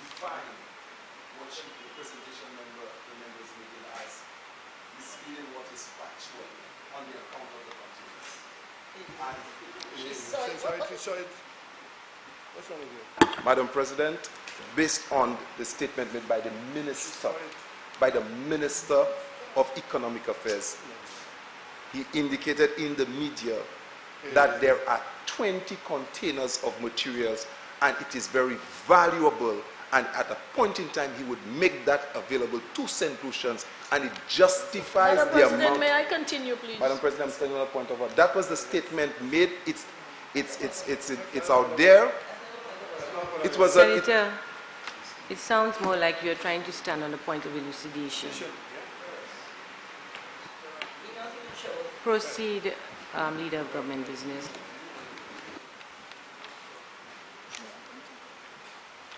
Thank you, Madam President. So, Madam President, whether it is 9 or 20 containers, what I'm saying is the containers that were on the premises, they had a lot of material, rotten things, things that you cannot use, and up to a day like today, Madam President, anyone can go there. And if anyone needs an invitation, I can take them there. They can ask me, they can call me, and I can take them to see some of these containers, because some of them are still there. There is nothing you can do with them. And at the time that we came into office, I'm talking about the time that we came into office, not today, not now when they're saying that 4 years later. No, it was not 4 years later, Madam President. It was as soon as we assumed office, I went there to see, because based on what they were saying, Madam President, we were of the view that we could just finish the hospital within a few months and move into the hospital. But when we went there and we realized that that is not the case, Madam President, we had to back off and do the assessment so that then we could actually determine exactly what it is that was needed to complete the project, Madam President. And that is where we are today. We have started the hospital, we have started rebuilding, and we are at a point where we need additional funding to complete the project. And this is what this resolution is about here today, Madam President. I know one of the independent senators spoke about, she said, I just want to correct the information that she has about Guyana. We have had our first coronavirus death in Guyana. It's not the first case, but the first death in Guyana. So that is even more grave, okay? And of course, I've already said that our independent senator also mentioned a commission of inquiry, and I want to, poke our memory to remember the last commission of inquiry that we had in this country. What became of that? Days and days and days, this thing went on. Lots of money spent unnecessarily because nothing came out of it. So, Madam President, I do not know that a commission of inquiry is the way to go, but we can always recommend and see what comes out of that so that we can account for public funds. I also wish to remind all of us, Madam President, that when government has a project or when government borrows money, the request for borrowing goes through the Ministry of Finance. And I have a lot of confidence in the public officers, in the Ministry of Finance, because all this fiasco that we talk about 10 years back and forth, the workers in the Ministry of Finance can give you all the details about all the financial dealings of the government throughout this project. And you will be surprised when you see some of them. Okay? So I am saying that this does not just come here and we will get 20 million, government does not get $20 million and it is just spent, you know, unaccountably. So therefore, the information is always available and we can make that information available to you as soon as, because you have requested it now. So Madam President, I thank you very much.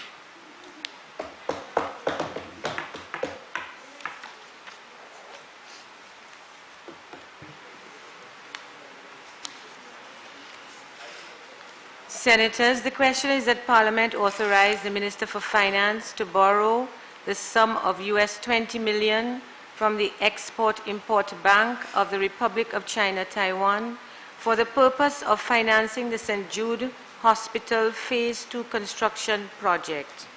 Be it further resolved that A, the loan is repayable in 20 years from the date of the first disbursement of the loan, inclusive of a 5-year grace period.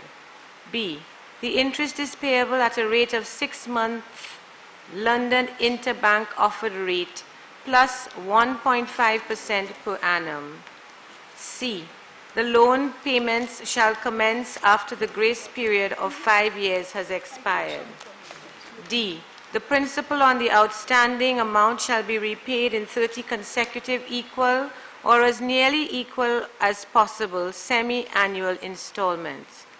E, the terms and conditions proposed by the Export-Import Bank of the Republic of China, Taiwan are accepted. I now put the question. As many as are of that opinion, say aye. Aye. As many as are of a contrary opinion, say no. No. Madam President, can we get a division? Call for division.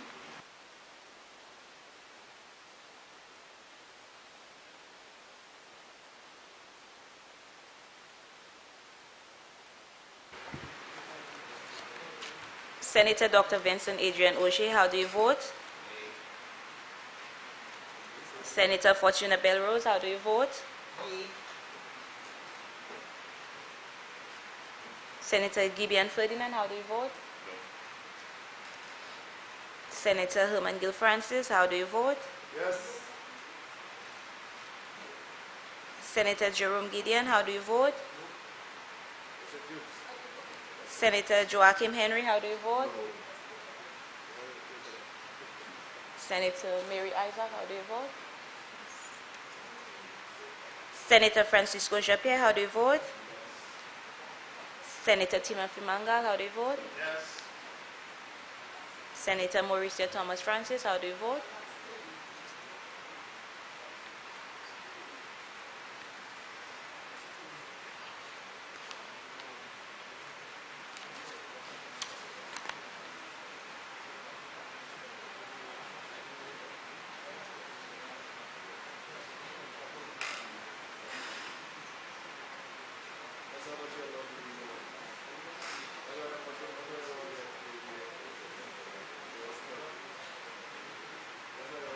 On a division, the results are aye, those who voted aye, 5, and the number that voted no, 4.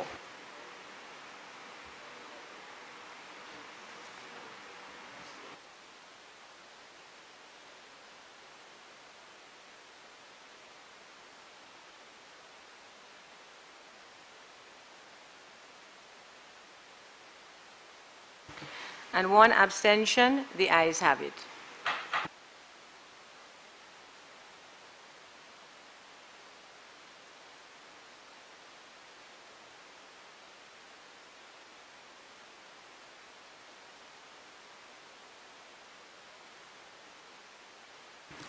Bills. Honorable Leader of Government Business.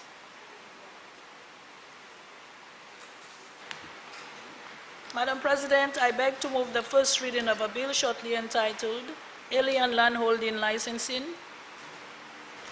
Alien Landholding Licensing. Honorable Leader of Government Business. Madam President, I beg to move for the suspension of Standing Order number 49-2 to allow the bill to go through its remaining stages at this sitting. Senators, the question is that Standing Order number 49-2 be suspended in order to allow the Honourable Minister to proceed with the remaining stages of the bill at this sitting. I now put the question. As many as are of that opinion, say aye. Aye. As many as are of the contrary opinion, say no. I think the ayes have it. The ayes have it. Leave is granted. Proceed, Honourable Leader of Government Business. Madam President, I beg to move the second reading of a bill shortly entitled Alien Landholding Licensing.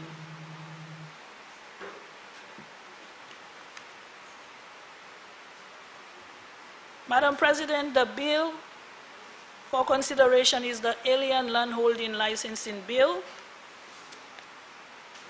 The purpose of the bill is to make provision for an alien to purchase, acquire, lease, or continue to hold land in St. Lucia, and for an alien investor to enter and remain in St. Lucia. I will follow, Madam President, in our Honorable Prime Minister's footsteps to give thanks to all those who worked assiduously and contributed to getting this bill to the point it is today, particularly the President and members of the Bar Association. Madam President, the Alien Landholding Licensing Bill is the bill for consideration. It replaces the Alien Licensing Act, Cap 15.37.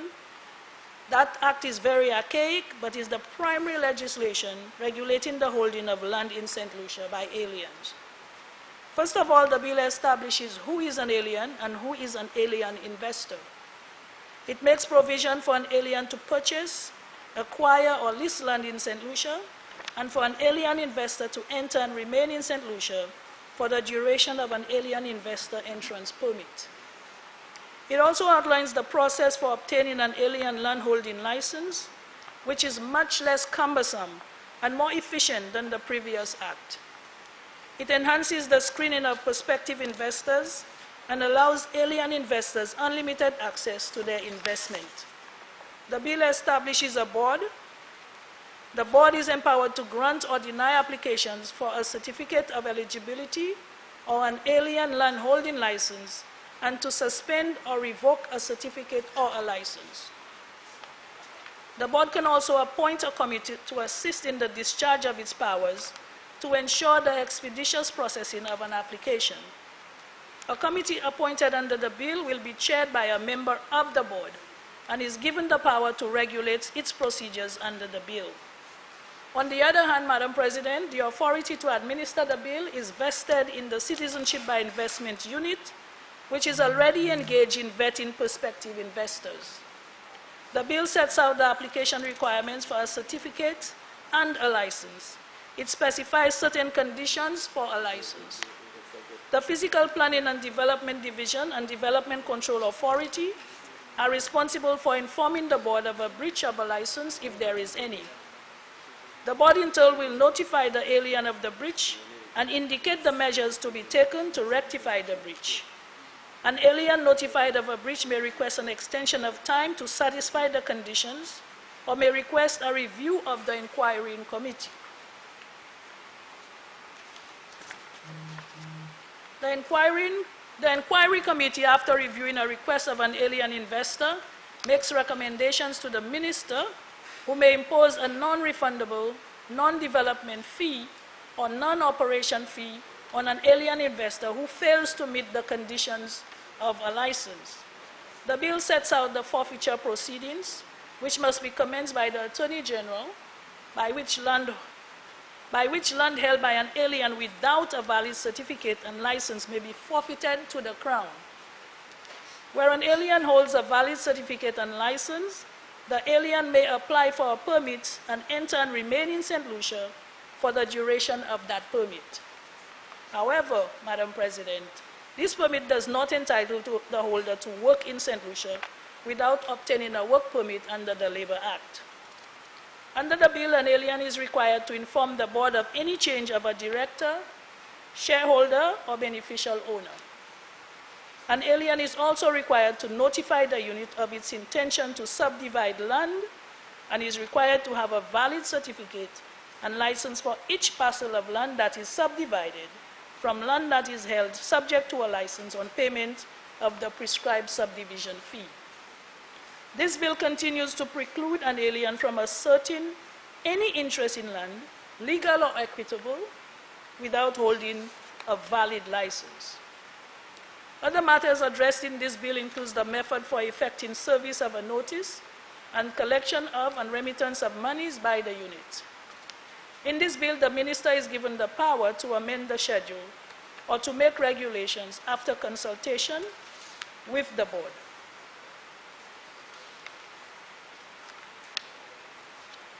Madam President, this bill is very comprehensive in nature, and I believe that it covers almost every area that we need to, and it actually makes the process a lot more efficient than the former act. So while this bill covers a lot more territory and establishes a board, it also is giving powers to the Citizenship by Investment Unit. And it is, all in all, madam, a lot more comprehensive than the other one. So I submit this bill for the consideration of the Senate.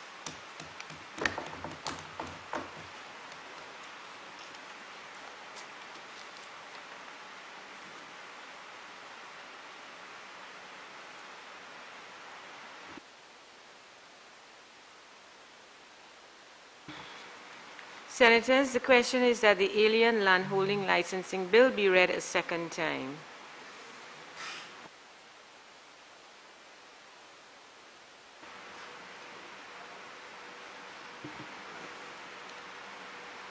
Senator Henry. Thank you, Madam President. This piece of legislation, I think, is certainly not a bill of quantities or a construction contract that I can probably speak to as comfortable as I would like to. But, Madam President, I just want to draw to this Honorable House as it relates to the issue of the acquisition of land by aliens, so to speak.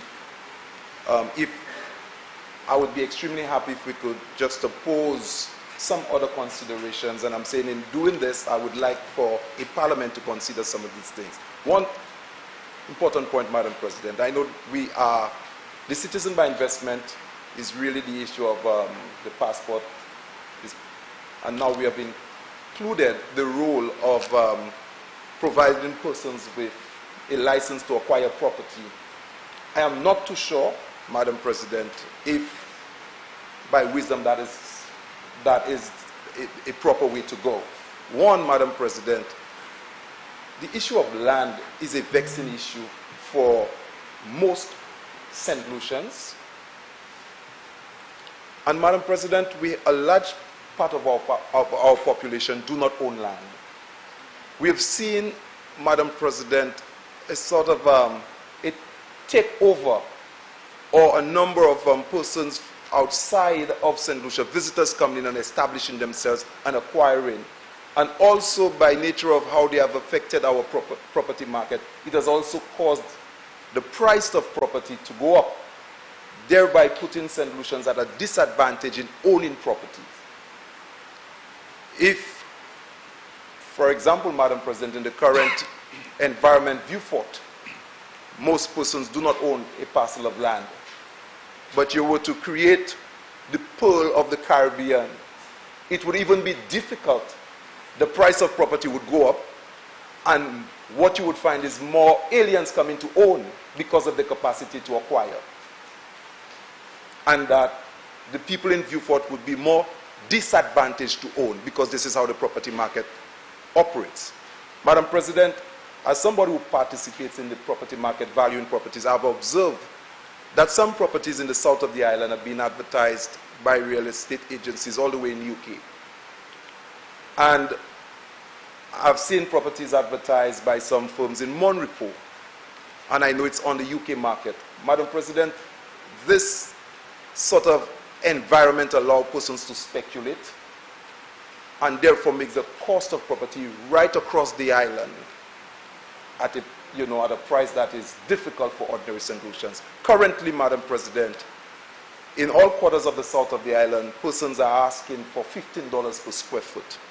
And with the Ministry of Planning moving and having more low density developments, quite a few low density developments. The only place I see high density developments or smaller lots, Madam President, is where you have the proud activities taken, where you are regularizing. On planned development, you would see 3,000, 4,000. In fact, I think about 4,000. But when you see the other development, like in somewhere in when you're on your way to Strozel, on the side there, they have 10,000 square foot lots, 15,000 square foot.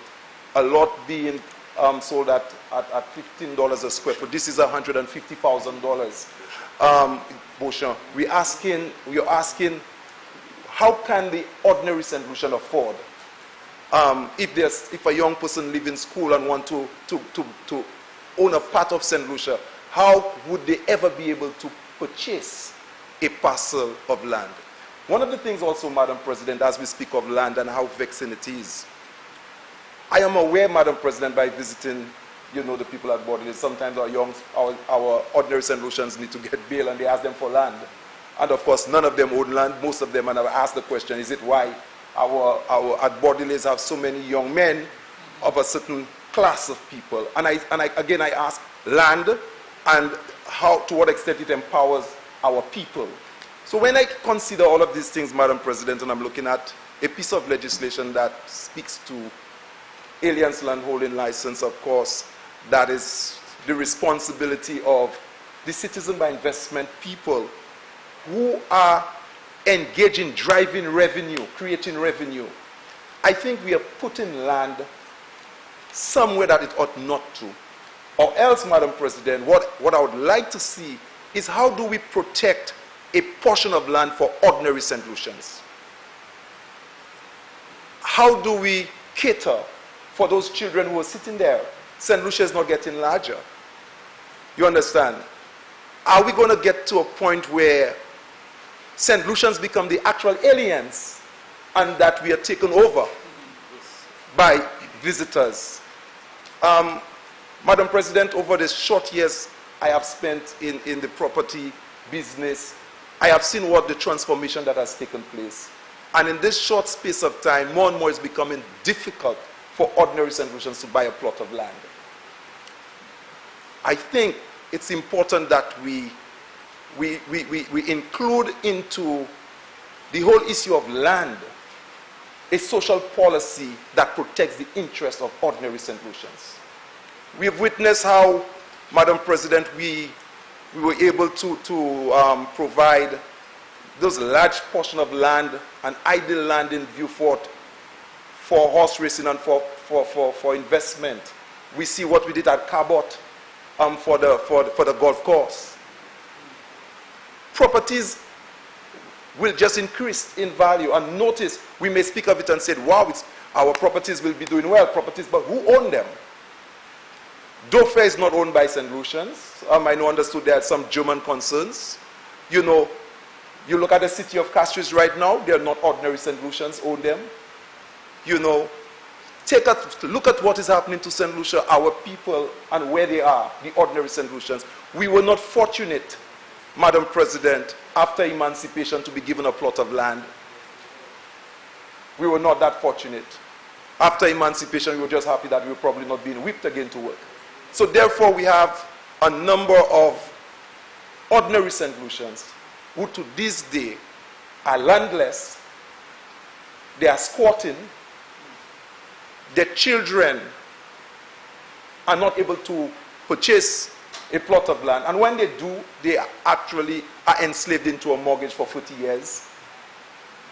And then we ask, are we going to develop St. Lucia by aliens coming in and owning St. Lucia? I think we need to get a balance in this. I'm all in for development, and I understand how important it is that we position ourselves to take advantage of those who's going to come and invest.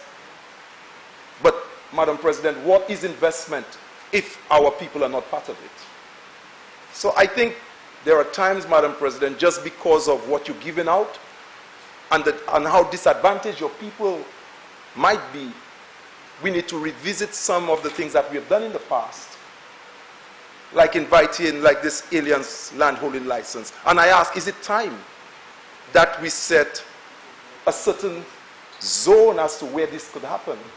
Or what kind of property that they're allowed to purchase? Should they be able to purchase property any and everywhere? And very soon when we enter into the areas where we expect to find some refuge, we notice that the properties, they too have gone up in the center of our society, the center of our islands.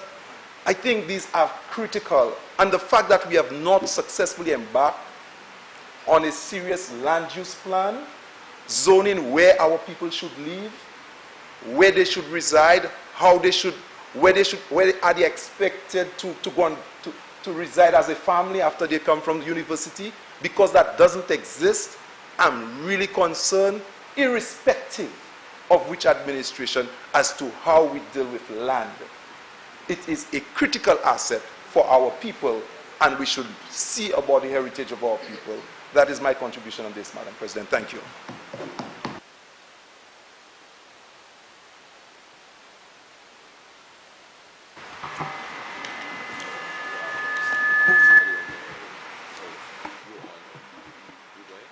Senator Francis. Thank you very much, Madam President. Just some very, very brief comments. Yeah, Madam President, this is a very important piece of amended legislation. While I have not perused the document in granular detail, I have gone through it. And I must confess that some aspects of the legislation seek to sort of close the gap that exists in the current legislation, such that there can be a more watertight approach to managing the issue of alien landholding. I am quite comfortable with the aspect where there is recourse if there are breaches by persons who have attained alien landholding licenses and certificates. And the recourse come in the form of being able to forfeit the license, forfeit lands if they are not developed within a specified timeline. I like this. However, Madam President, the discomfort that I have with the legislation stems from clause 6.1, Committee of the Board, where the Act provides or facilitates the board of CIP in actually delegating authority to a committee, a three-man committee. And I did not see anywhere in the Act where there is a requirement, Madam, I did not see anywhere in the Act where there is a requirement for board oversight. The Act states that one member of the board will serve on that committee, but we're talking about 3 people, but yet the CIP board has a composition. I'm not sure what the composition is, but I would think for a matter of this significance that at least there should be board oversight. I don't think it is okay, as stated in the Act, that the committee should just be presenting a report to the board after the fact. So I am a bit uncomfortable about that. I think there needs to be a bit of tightening in that regard. I'm also concerned as to, concerned I should say, because we have under the same section 6.1a, Chief Executive Officer at the unit or his or her representative, a legal officer of the unit, and 1 member of the board. So I'm wondering whether there is an opportunity to have a representative from, an institutional representative, either from the chamber, from SLHTA, from one of those organizations, so that there could be some outside kind of influence or perspective on every application that is presented for adjudication. Madam President, apart from that, I think I am okay. There was a section which was amended, and I do have the amendment. In fact, two sections that were amended, and I do have the amendments there, and I think there's merit in those amendments. But, Madam President, just one more observation. There is I think, two typographical errors that I want to highlight. If you look at page 4, number 25, Madam, where it says clause 49 of the bill makes provision, I believe it should be makes provision for chief immigration as opposed to makes provision chief immigration. I think we're missing 4 there. And on the second line, where chief immigration officer to revoke a permit which when notified of a change under clause 48. I think we need to insert of there as well, Madam President. These matters we take care of at committee stage. Committee stage for these matters, for those corrections. President. Yeah, Madam President, finally, just a general comment around land, and I think a member may have raised it, but it's still my duty to do so here. I think, Madam President, while it is important for us to reform the Alien Licensing Act to ensure that it is watertight and it gives benefit both to the state and to the applicant, I believe it is overdue for us to, as a country, to revisit the Land Registration Act. It is my view that there are some archaic sections of that act that needs to be revisited. I believe we can enhance that act to make it easier for locals to access land. Madam President, historically, we have not invested in housing sufficiently for our nationals. As you would probably be aware, most St. Lucians do have shares or undivided shares in family property. They have difficulty accessing lands, or these lands rather, or these properties to be able to build a home. From my historic position, I can tell you a lot of persons who would approach the bank and needed funding to build a home, they would come with land titles that related to undivided family land, and they could not get a mortgage. A lot of the time, family members have passed, and they do not have the capacity, the financial capacity, the financial wherewithal to deal with the administration of the lands. Most times there are no wills and they have to do letters of administration, but they do not have the technical competence, they do not have the financial wherewithal to make it happen. So these are people who are struggling, they are paying rent that they can ill afford. You know, persons who otherwise could access land that is rightfully theirs, but it's just that we need to perhaps find a mechanism to assist them to be able to access those lands. In some cases as well, Madam President, there's no infrastructure. So I think we need to look at proper land use policy such that we can look at all those areas that would perhaps assist locals to be able to access their lands, build their homes with the necessary infrastructure such that they can live better lives. You see, Madam President, the foreigners come, they have the financial wherewithal, they apply for licenses, they obtain those licenses, they purchase lands, they are able to put in the infrastructure, or in some cases they get significant concessions from the state to be able to afford all the infrastructure. But our people do not have that luxury, Madam President.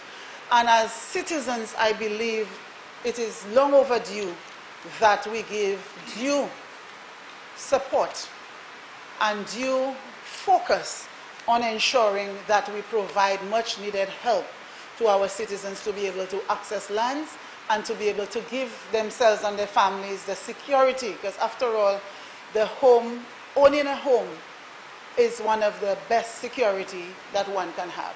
So I just wanted to mention that, and I do hope sooner rather than later we will be able to, or we will receive a motion or bill in this House for us to deal with that matter, or otherwise perhaps we might have to deal with it in the form of a private member's bill.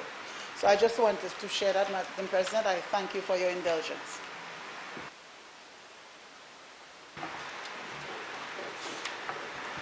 Senator Ogier. Thank you, Madam President. A couple of quick comments. Question, first of all, Madam President, I cannot find a reference in here to the appointment of the board, and I am assuming, therefore, that the board is the board of Invest St. Lucia or some other existing agency, and I would request clarification of that if possible. CIP. All right. Thank you. Then the second question, Madam President, is in relation to page 14, definition of dependent, which seems extremely generous, because it would suggest that if an individual is granted a license, that the child of the alien investor also has rights, a child of his or her spouse below the age of 21 also has rights, the child of an investor or of his spouse, or his or her spouse, who is a dependent has rights, a child of an investor or his or her spouse of any age who is physically or mentally challenged has rights, the parent of an investor qualifies as well under the Act, the parent of an alien investor or his or her spouse of any age who is physically or mentally handicapped, an unmarried sibling, which is a brother or sister of the alien investor, also has rights above and below the age of 18. And if the applicant is a company and is so granted a license, the child of a director also has an eligibility. The child of a beneficial owner and shareholder also has eligibility. The spouse of a director of the company also has eligibility. The beneficial owner or shareholder, or the wife of a beneficial owner or shareholder, is also included in the definition. That seems extremely generous, and given that their ownership and residency, and I presume this is a route to citizenship as well, I think we need to account for that, at least in some measure. And that leads me to the question, Madam President, as to, is this modeled on existing legislation, best practice, international best practice? Has this worked elsewhere? Are we adopting a model that is in practice elsewhere? Because I noticed some provisions for reciprocity. So, for example, in section 25, page 34, it says, where the laws of a member state exempt a citizen of St. Lucia from the requirement of obtaining an alien landholding license, that a citizen of that country shall also be exempted by St. Lucia. So that leaves the door very much wide open, and in fact nullifies the provision of this. I mean, I understand reciprocity in international law and among collaborating states, but then it renders the legislation somewhat toothless. There is also a concern Madam President, that in the composition of boards and committees, we have ceased the practice, as my fellow Senator mentioned, we have ceased the practice of designating social partners and existing responsible democratic institutions from participating in the board composition of agencies, of public agencies. And I think we ought to revisit that practice because it brings social partners into the decision-making process and allows us to have a more balanced approach to our democracy. I would encourage that that be revisited so that, as I have mentioned before, the minister does not become the be-all and the end-all of all things in this country. Thank you.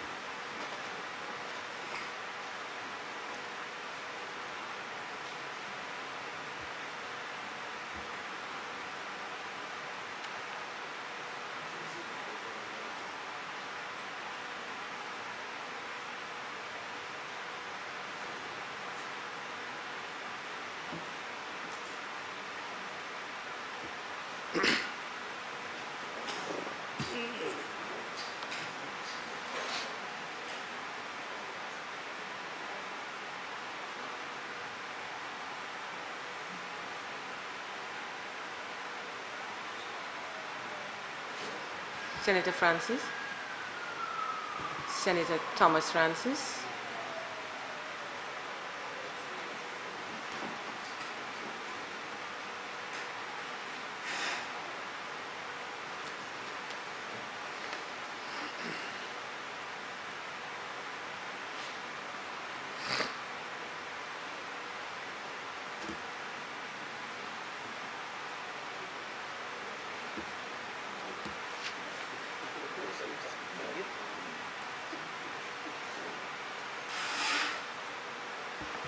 Senator Manga.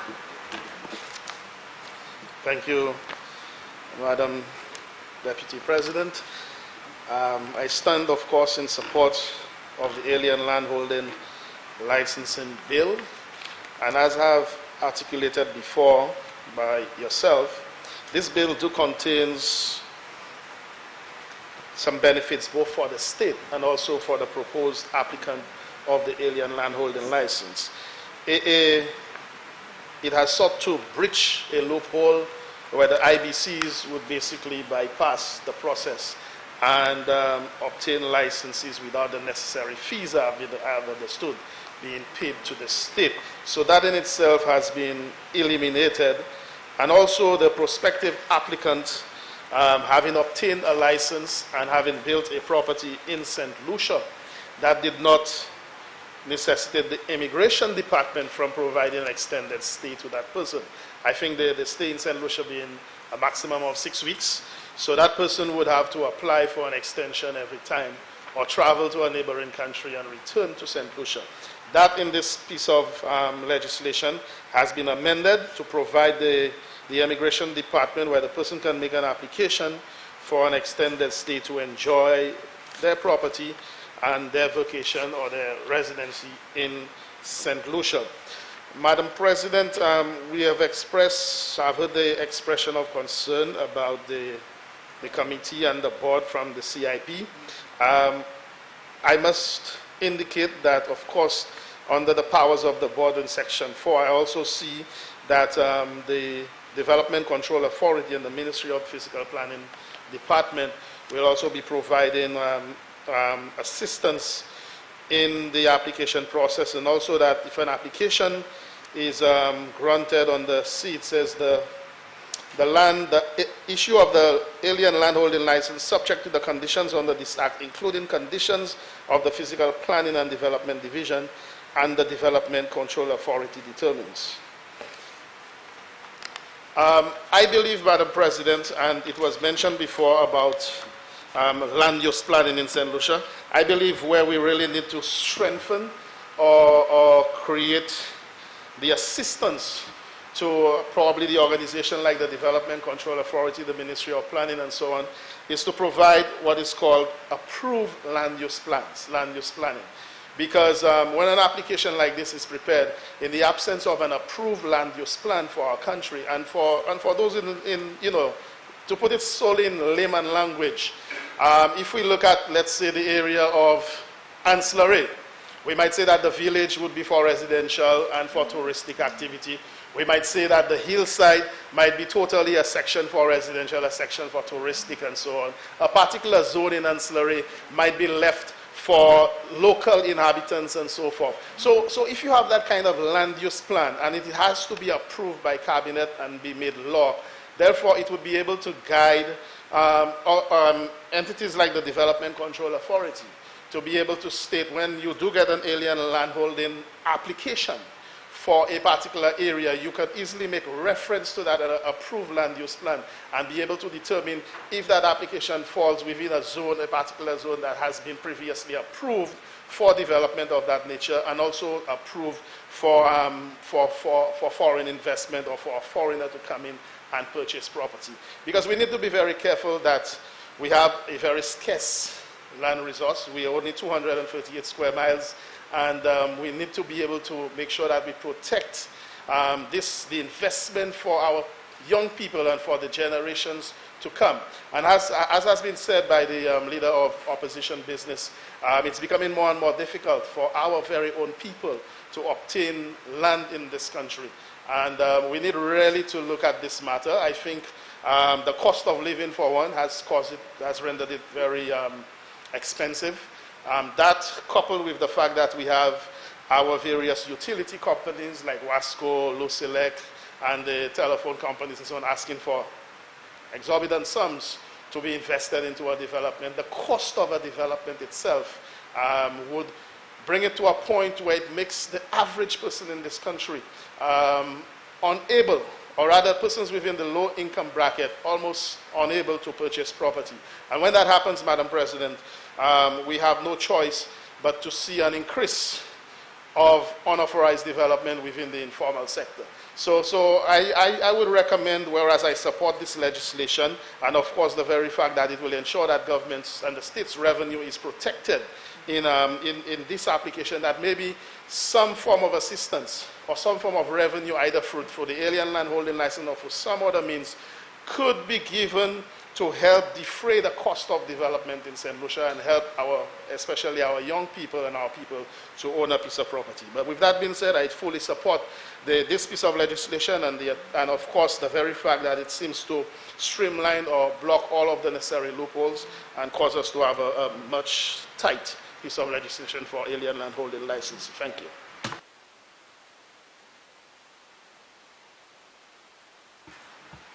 Senators, I would just like to remind you that you need to address the chair as Deputy President of the Senate.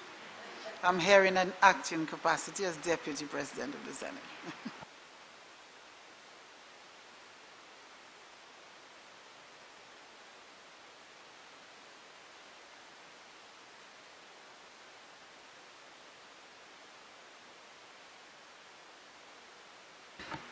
Senators, the question is that the alien landholding licensing bill be read a second time. Sorry? Just to read that first? Oh, sorry.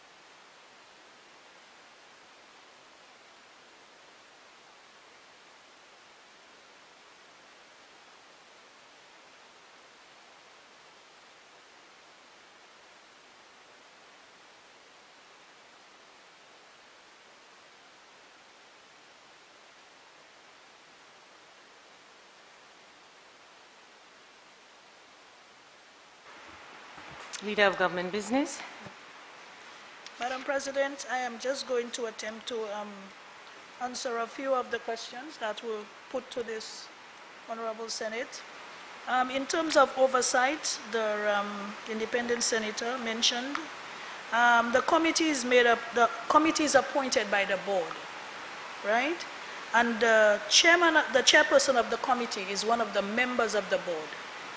Also, if you look at 4B, the committee report to the board on every decision undertaken in exercising a power delegated to it by the board.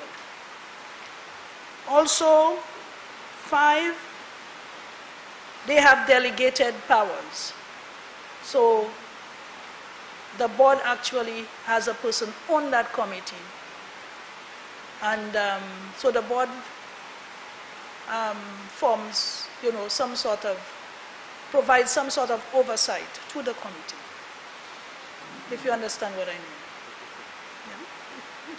Yeah. So the committee does not just stand alone. It has a member of the board, and it also reports to the board. So there is oversight, I believe, to a certain extent. Okay? If you look at the typos that you mentioned, of course, these are noted because we have the staff of the drafting unit here with us today, so these are noted. And Senator Auger mentioned that the exemptions on page 34 seem to be very broad, but as you go through the people named under the exemptions, you will see that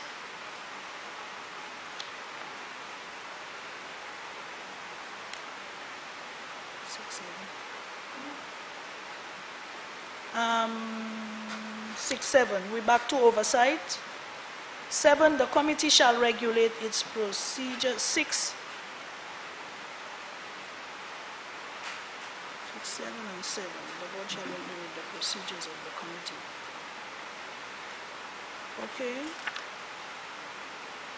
And I think we can, if you are not quite satisfied with that, we can always take that up in committee stage to add if you feel it's not sufficient, we can always discuss the possibility of adding some measure of oversight at committee stage. Okay. Madam President, also Senator Auger mentioned exemptions under 25(1), stating that it was not quite clear. There is also a proposed amendment from the lower house that I received, Madam President, to include in 25(1) that has not yet been included, so I believe this can also be taken up at committee stage. And I believe these were the issues that were mentioned, Madam President, and I think we've addressed it as best as I can. Of course, like I said, I'm referring these to committee stage. Thank you, Madam President.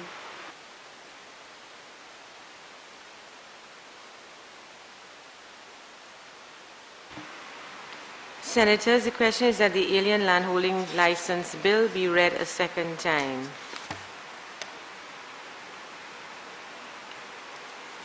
I now put the question. As many as are of that opinion, say aye. Aye. As many as of a contrary opinion, say no. I think the ayes have it. The ayes have it. An act to make provision for an alien to purchase, acquire, or lease land in St. Lucia and for an alien investor to enter and remain in St. Lucia and for related matters.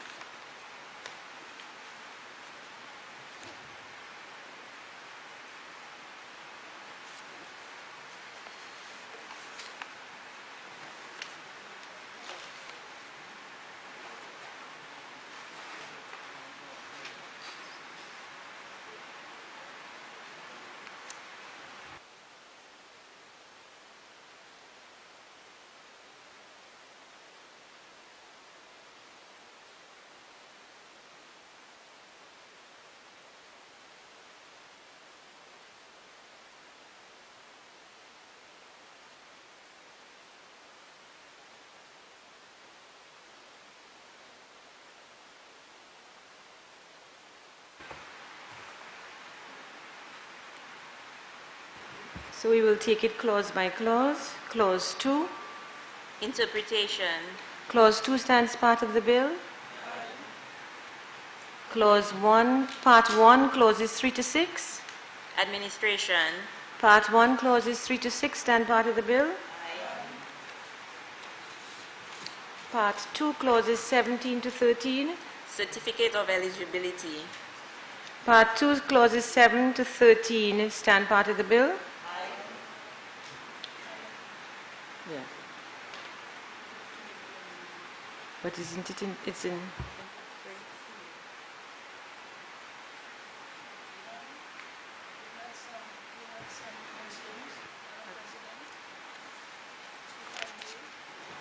Put on the mic. We had some concerns. If we are taking it in parts, Madam President, Part 1, we are looking at sections 3 to 7. Sections 3 to 6 is part 1, but we've already said aye. Section 6, 7 is where the independent senator had a concern about oversight. And I would like to suggest that we change 7 to read, the board shall regulate the procedures of the committee, because the committee cannot regulate itself. And 7 says the committee shall regulate its procedures. However, we have the legal drafting staff here with us. I'm not sure if you want them to clarify.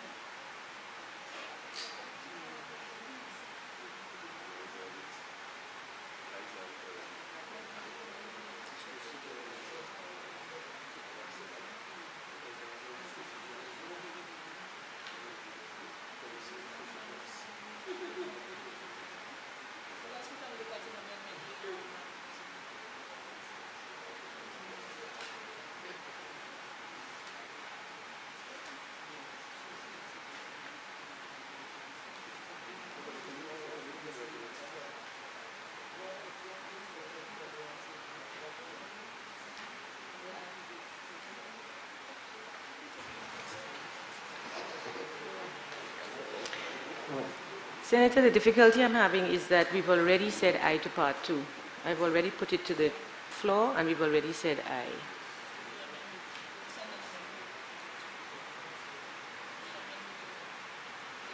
Later will mean not in this sitting.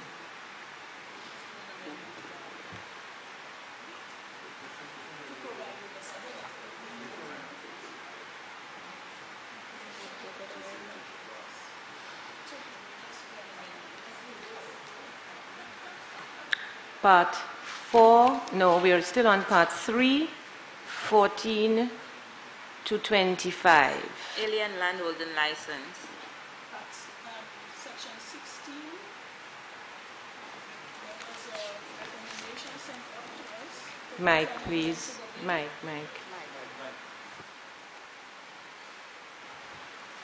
Clause 16, Madam President. I have an amendment from the lower house, page 29, clause 16, 1A. You don't have that? At line 2, delete the word not.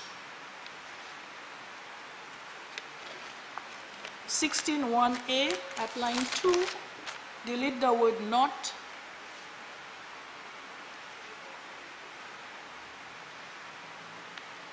Clause 16.2, delete existing paragraph and replace with new paragraph.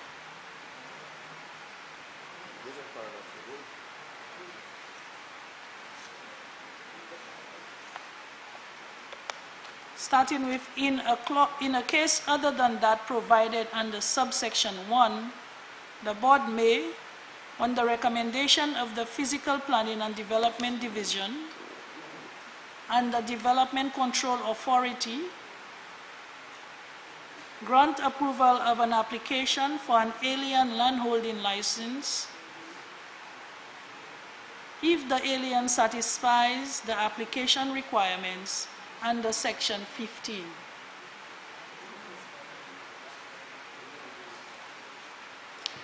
That's fine. Noted. Okay. Then clause.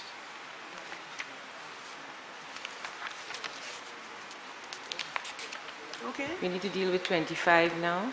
Okay. If we go to clause 25, clause 25, page 34,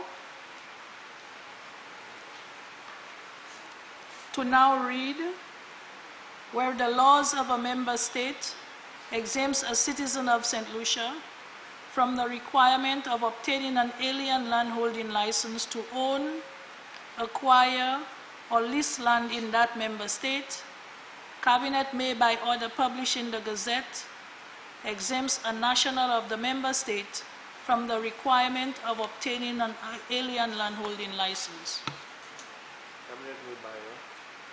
Cabinet may, by order published in the Gazette, exempt a national of the member state from the requirement of obtaining an alien landholding license. You can get a copy from me. Okay?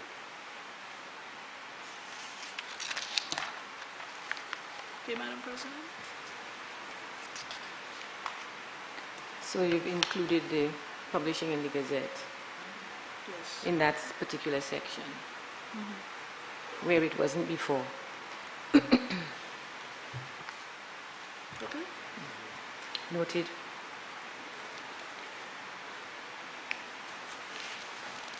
So clause 3 stands part of the bill. Aye. Ricketts amendment. Part 4, clauses 26 to 32. Tribunal. Part 4, clauses 26 to 32 stand part of the bill. Aye. Part 5, clauses 33 to 40. Forfeiture. Part 5, clauses 33 to 40 stand part of the bill. Aye. Part 6, clauses 41 to 49. Alien investor entrance permit. Part 6, clauses 41 to 49 stand part of the bill. Aye. Part 7, clauses 50 to 59. Miscellaneous. Part 7, clauses 50 to 59 stand part of the bill. Aye. Schedule. Section 2. Schedule stands part of the bill. Aye. Clause 1. Short title. Clause 1 stands part of the bill. Aye. Senators, the question is that the committee rise and the bill be reported. I now put the question. As many as are of that opinion, say aye. Aye. As many as are of a contrary opinion, say no. I think the ayes have it. The ayes have it.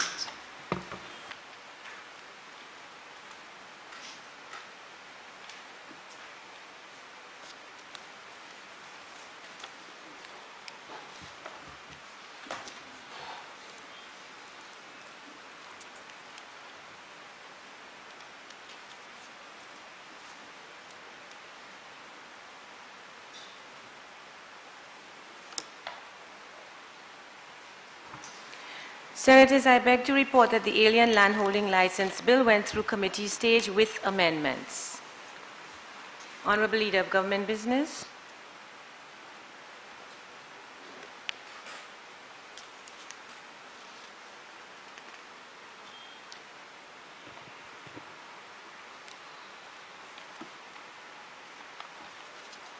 Madam President, I move that the report of the committee be adopted and the bill be read a third time and passed. Senators, the question is that the report of the committee be adopted and that the Alien Landholding Licensing Bill be read a third time and passed. I now put the question. As many as are of that opinion, say aye. As many as are of a contrary opinion, say no. I think the ayes have it. The ayes have it.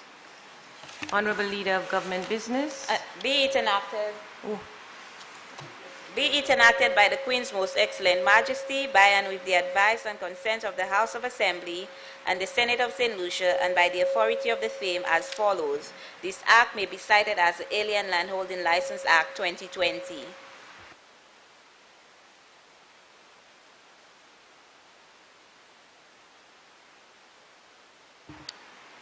We were asked to establish whether the report to which Senator Henry referred to at the stage of the motion was a document of the House, and it's not a document of the House. I'm just reporting. Honorable Leader of Government Business. Madam President, I move that the Senate stand adjourned, sign and die. Senators, the question is that this House do stand adjourned, sine die. And now put the question. As many as are of that opinion, say aye. As many as are of a contrary opinion, say no. I think the ayes have it. The ayes have it. Sitting adjourned. Well, that's where we come to the end of today's session in the House of Parliament, where the upper house met, where the motion was presented by the Minister of Health and Wellness and the leader of Government Business, the Honorable Senator Mary Isaac, that Parliament authorizes the Minister to finance, to borrow the sum of $20 million from the Export-Import Bank of the Republic of China, Taiwan, for the purpose of financing the St. Jude Hospital Phase 2 construction project.